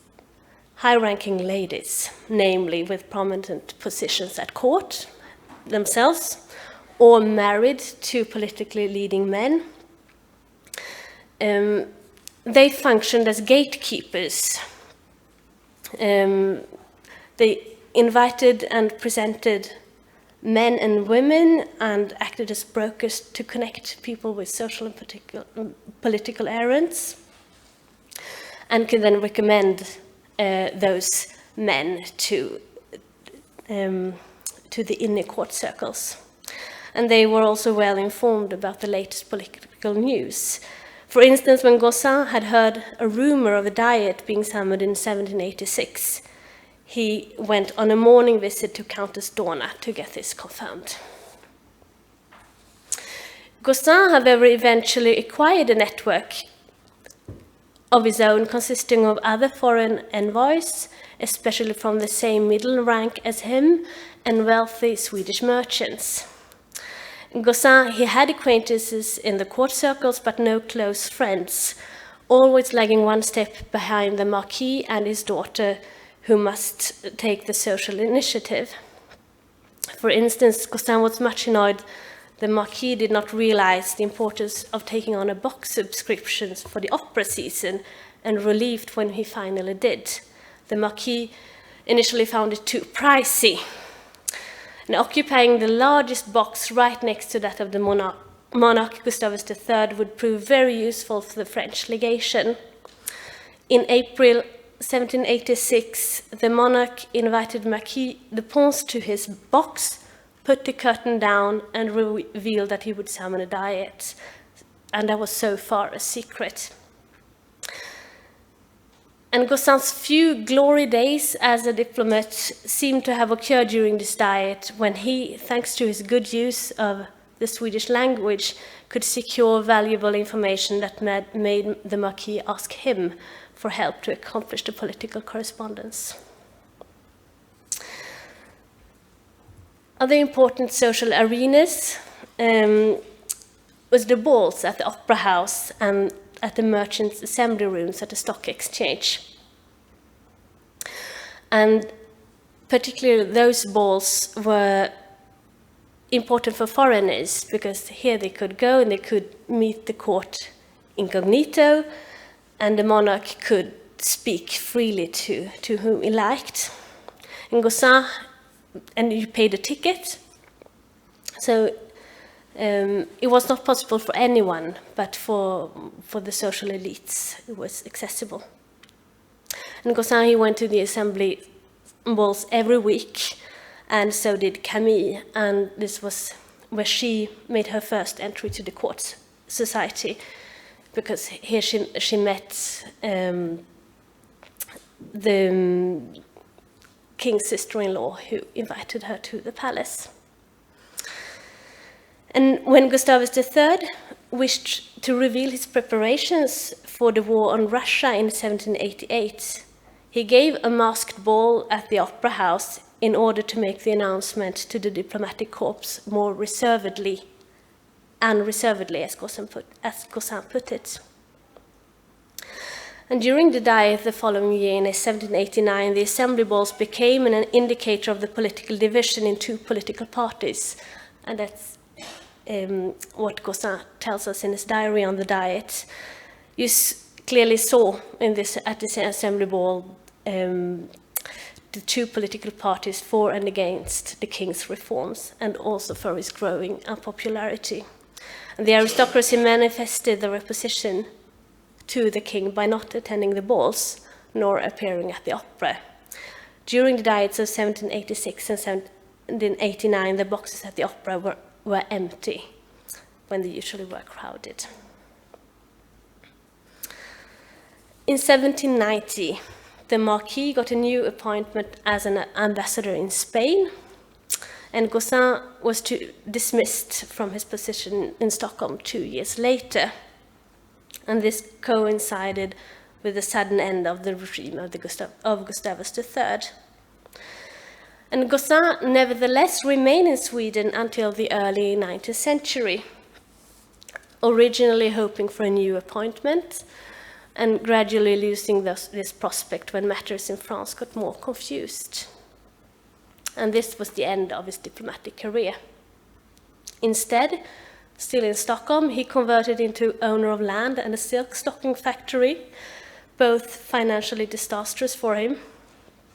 And he abruptly left Sweden in 1802, returning to his home county, Montpellier, where he tried his luck as a mayor and landowner, also a risky business that ended in a seizure of his property and a sudden departure for Paris, where he finished his days.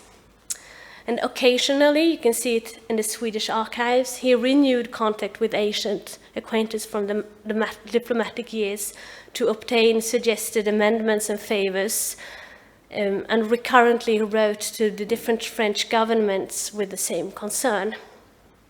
And for this aim, he used his detailed diary to recall people and events that he could refer to in his pleadings. And you can see it from the underlinings and notes in the margins. In 1820, Gaucin donated all documents relating to his diplomatic non-career to the French Department of Foreign Affairs, where I have found it. And he died in 1843 at the age of 96. So my conclusion.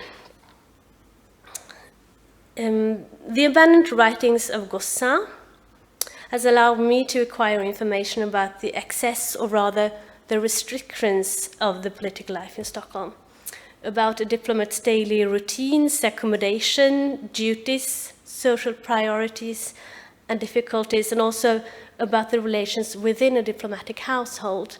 You can see the diplomatic work as a partnership between the ambassador, who were responsible for the representation, together with his daughter, who easily got hold of the social part, and also the information gathering, and Chevalier de Gossin, who actually did prepare the political dispatches. He knew Swedish, and he also read newspapers and gave this information to the ambassador, or chose not to give it. There was also a competition going on. And about his professionalization, do I have time to say a few things about that? No, perhaps not. Well, yeah. But he didn't receive any formal training as a diplomat, but he trained at his own expense in hope of getting a service. And he made a grand tour. He took Swedish lessons, and I presume he also knew German. And he studied the archives and read the newspapers. So he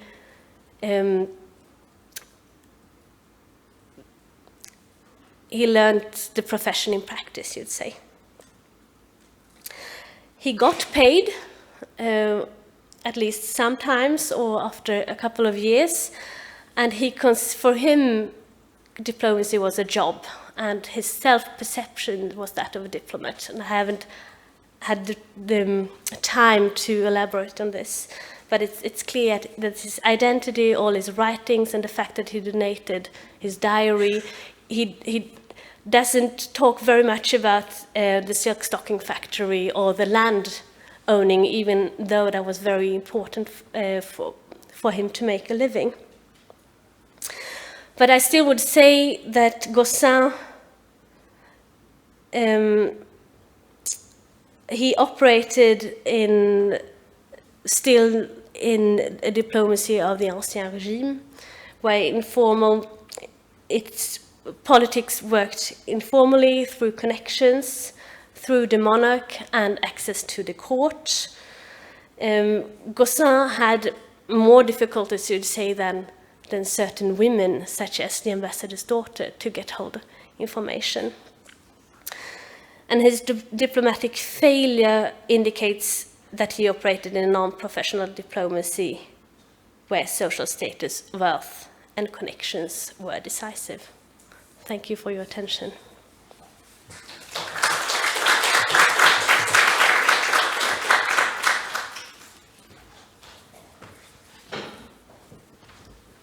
I think we have time for some questions.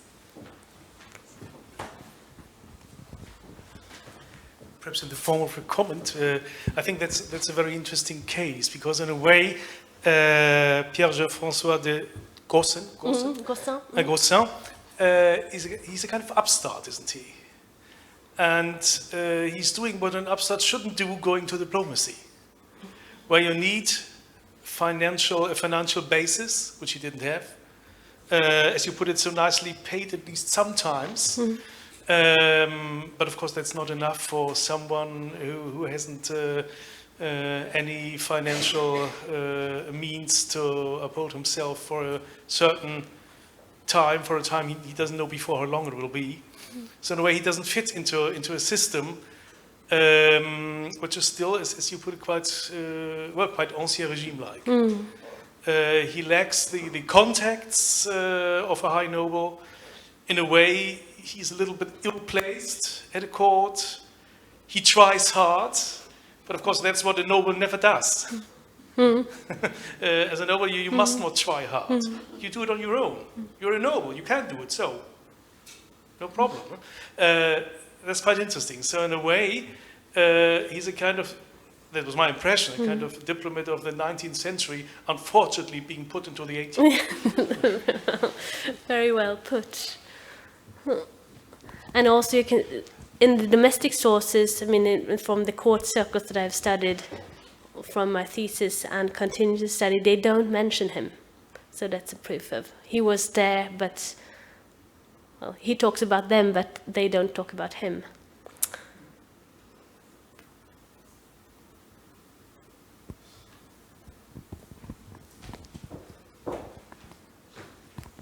Thank you. This paper was announced as a kind of case study in a biographical sense, but actually what you did was not a biographical case study. It was a study of sociability, and as such I find it very, very interesting and very informative, because it opens up in many senses. And actually, I don't have a question for now. I was just struck by this fact that this study in diplomacy, it's something that you could do in a comparative perspective as well. Look at how diplomatic sociability worked in different capitals, and you pick up common features. So is this going to be... well, actually, there comes the question. Is this going to be something more? Will you study other diplomats or other places as well, or will you continue focusing on Stockholm, or will you do a diachronic study? What are you going to do with this case? I thought of perhaps you could start as a case study with him. I thought about that in Berlin and then compare it to Stockholm, but then you have to know very much about Berlin to be able to judge what he says, and that's really the good thing about Stockholm, because I can quickly go on with my analysis, and because I know the basic facts. But that could be a very good idea for a thesis, using diplomatic archives in that way.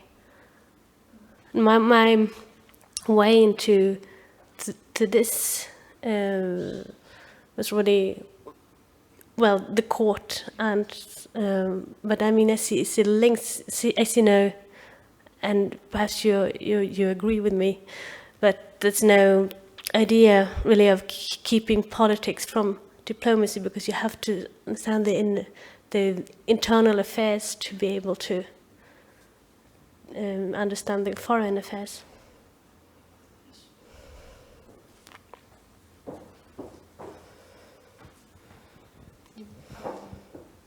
I also have a question. Thinking about my sources, for example, I have the impression that the ambassadors or envoys themselves, they don't talk so much about their working methods, but sometimes they do comment on what somebody else does, mostly when it goes really wrong, and they can put themselves forward and then saying that the other ones are not behaving as well as I am. But he seems to be commenting a lot on the Marquis. So I mean, it really seems to be a very useful source. Somebody kind of part of the diplomatic corps, but still an outsider in a way. And depended on the ambassador. And also, we don't know, the ambassador I haven't found anything that he's written, a couple of letters. So it actually also illustrates what he did and didn't do, because in this bad relationship, Augustin expresses his expectations, how the ambassador should help him to get along.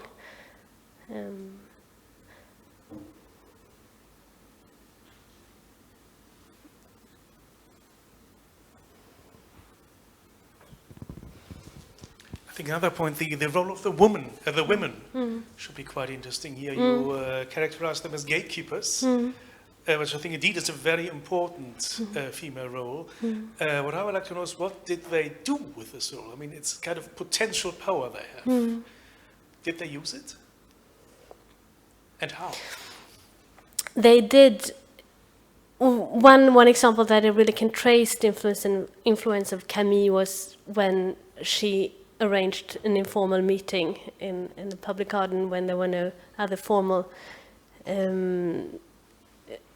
audience. There was no formal contact at all. But it's striking really what women knew.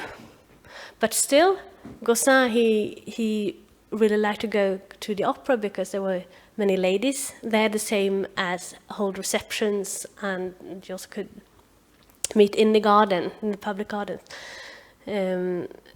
But when he comments in his diary when he once talked with another woman about politics, he says that, well, women should never talk about politics.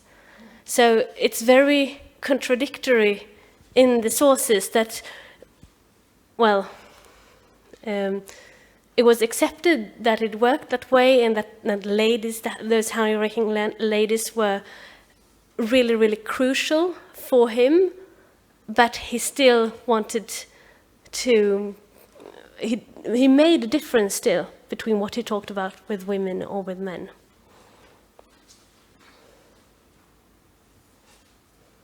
But as a comment, what you suggested about him, not that he should perhaps have chosen another career. I mean, for the middle ranks, I don't know, they were not from the high nobility, were they? They were. That's right, yeah. The problem here is that he was kind of rising too high in order to finance himself. But indeed, of course, the high nobility is for the posts at the very top. Oh, my initial idea when I brought you this title about the age of transitions and so on, I thought that perhaps the revolution made way for him, but not at all. I mean, there was absolute end for him, and that has also made me think about the other people who made the way, like Talleyrand, for example. That was perhaps just an exception of a very talented or people or with great personal fortune that could allow themselves to change and survive the different political systems.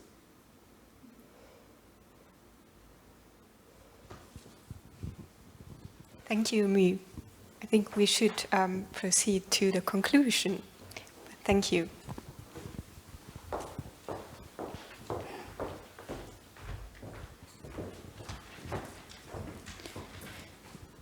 So, the subject of this symposium has been diplomacy and beyond, making international politics.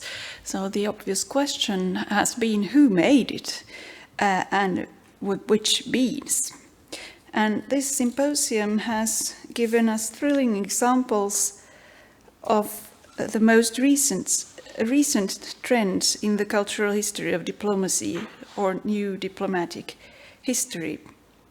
And I will not sum up all those things that were so well resumed by Professor von Thiesen in his magistral keynote lecture. Thank you, Professor, for your inspiring contribution. There are, as we have seen,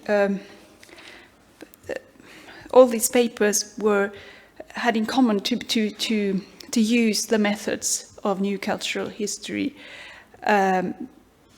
understanding culture in a broad sense, not only court culture and opera, music, but also literary transfers, practices, identities, artifacts, and representations, we and them, and so on. One of the research issues raised this morning was gender. And with the brilliant exception of My Helsing, I think gender was not very much present in the other papers. So I'll leave it as a challenge for each of you, each of us, to reflect further upon it in our own research topics, in the framework given by our own topics. For instance, diplomatic language could also be read in sexual terms of friendship, love, seduction, or refusal. This theme of diplomatic language was dealt with by Sophie Holm, who, by studying language and communications, also raised the issue of the processes of establishing communication and the practices linked to communications, which are central in the new cultural history of diplomacy. And this question of communicating was also present in Miriam Rönnqvist's paper, as an example, which was also an example of how we can study the discursive practices of diplomacy and how these discursive practices interact or intertwine with the factual world, the factual events. And a theme that was raised in the discussion was whether we can find an arsenal or a panoply of discourses and concepts in diplomatic language that apply to a variety of situations, and whether these panoply, this conceptual panoply describing, for instance, rebellion, reflect or informs us on what was considered common values of diplomacy or common values of an established order, values such as stability, loyalty, monarchism, or even Christianism. This religious identity being also rather present in Emil Kaukonen's paper. And Rönnqvist, as well as Kaukonen's paper, also raised a question of whose history is covered by the diplomatic history that we are writing. It's a question of what territories we're talking about. It's a question of regards on the other, but it's also a question of who are doing diplomacy. Obviously, the diplomats, the diplomatic agents themselves, but also people around them and people immediately concerned by diplomacy and the results of diplomatic negotiations.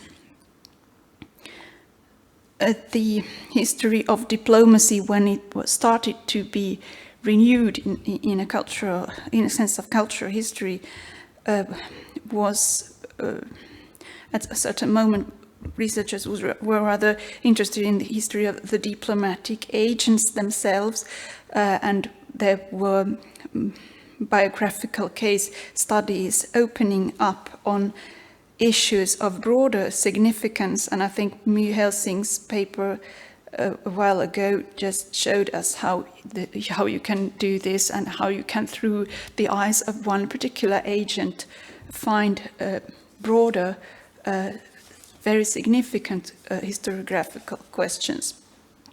Not only the question of transition towards professionalism inside the diplomatic corps, but also the theme I raised, sociability, how sociability worked. And this way of approaching diplomacy through the eyes or the case of the agent and the individual also opens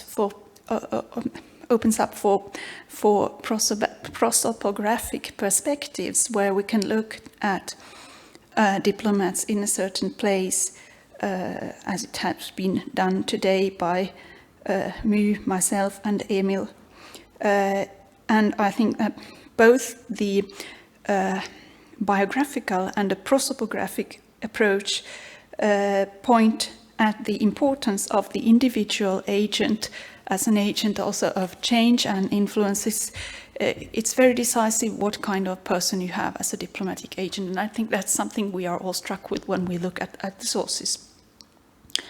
So that were some, how should I say, resuming reflections. And now, on behalf of the organizers, I would like to thank all our guests. I would like to thank once again Professor von Thiesen. I would like to thank all the other speakers.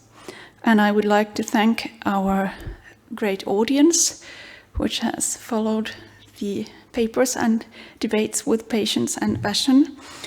I would like to thank Sophie, who is the brains of all this and whose merit it is that we have been gathered here today.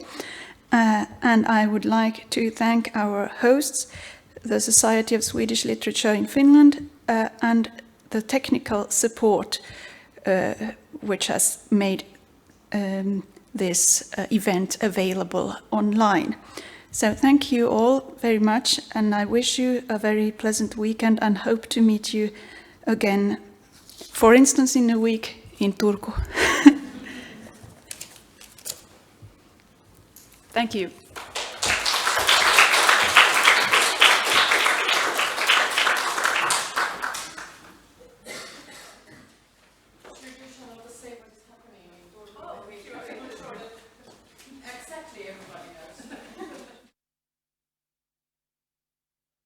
In Turku, next Friday, there is another symposium, early modern history symposium on the history of the senses and emotions, feelings, and collect, but above all on sensual impressions. And you will find, I'm sure that some of you will, that have been to this event will go there as well. It's organized by the Finnish Society for 18th Century Studies, the board of which counts as its members Sophie and other persons present.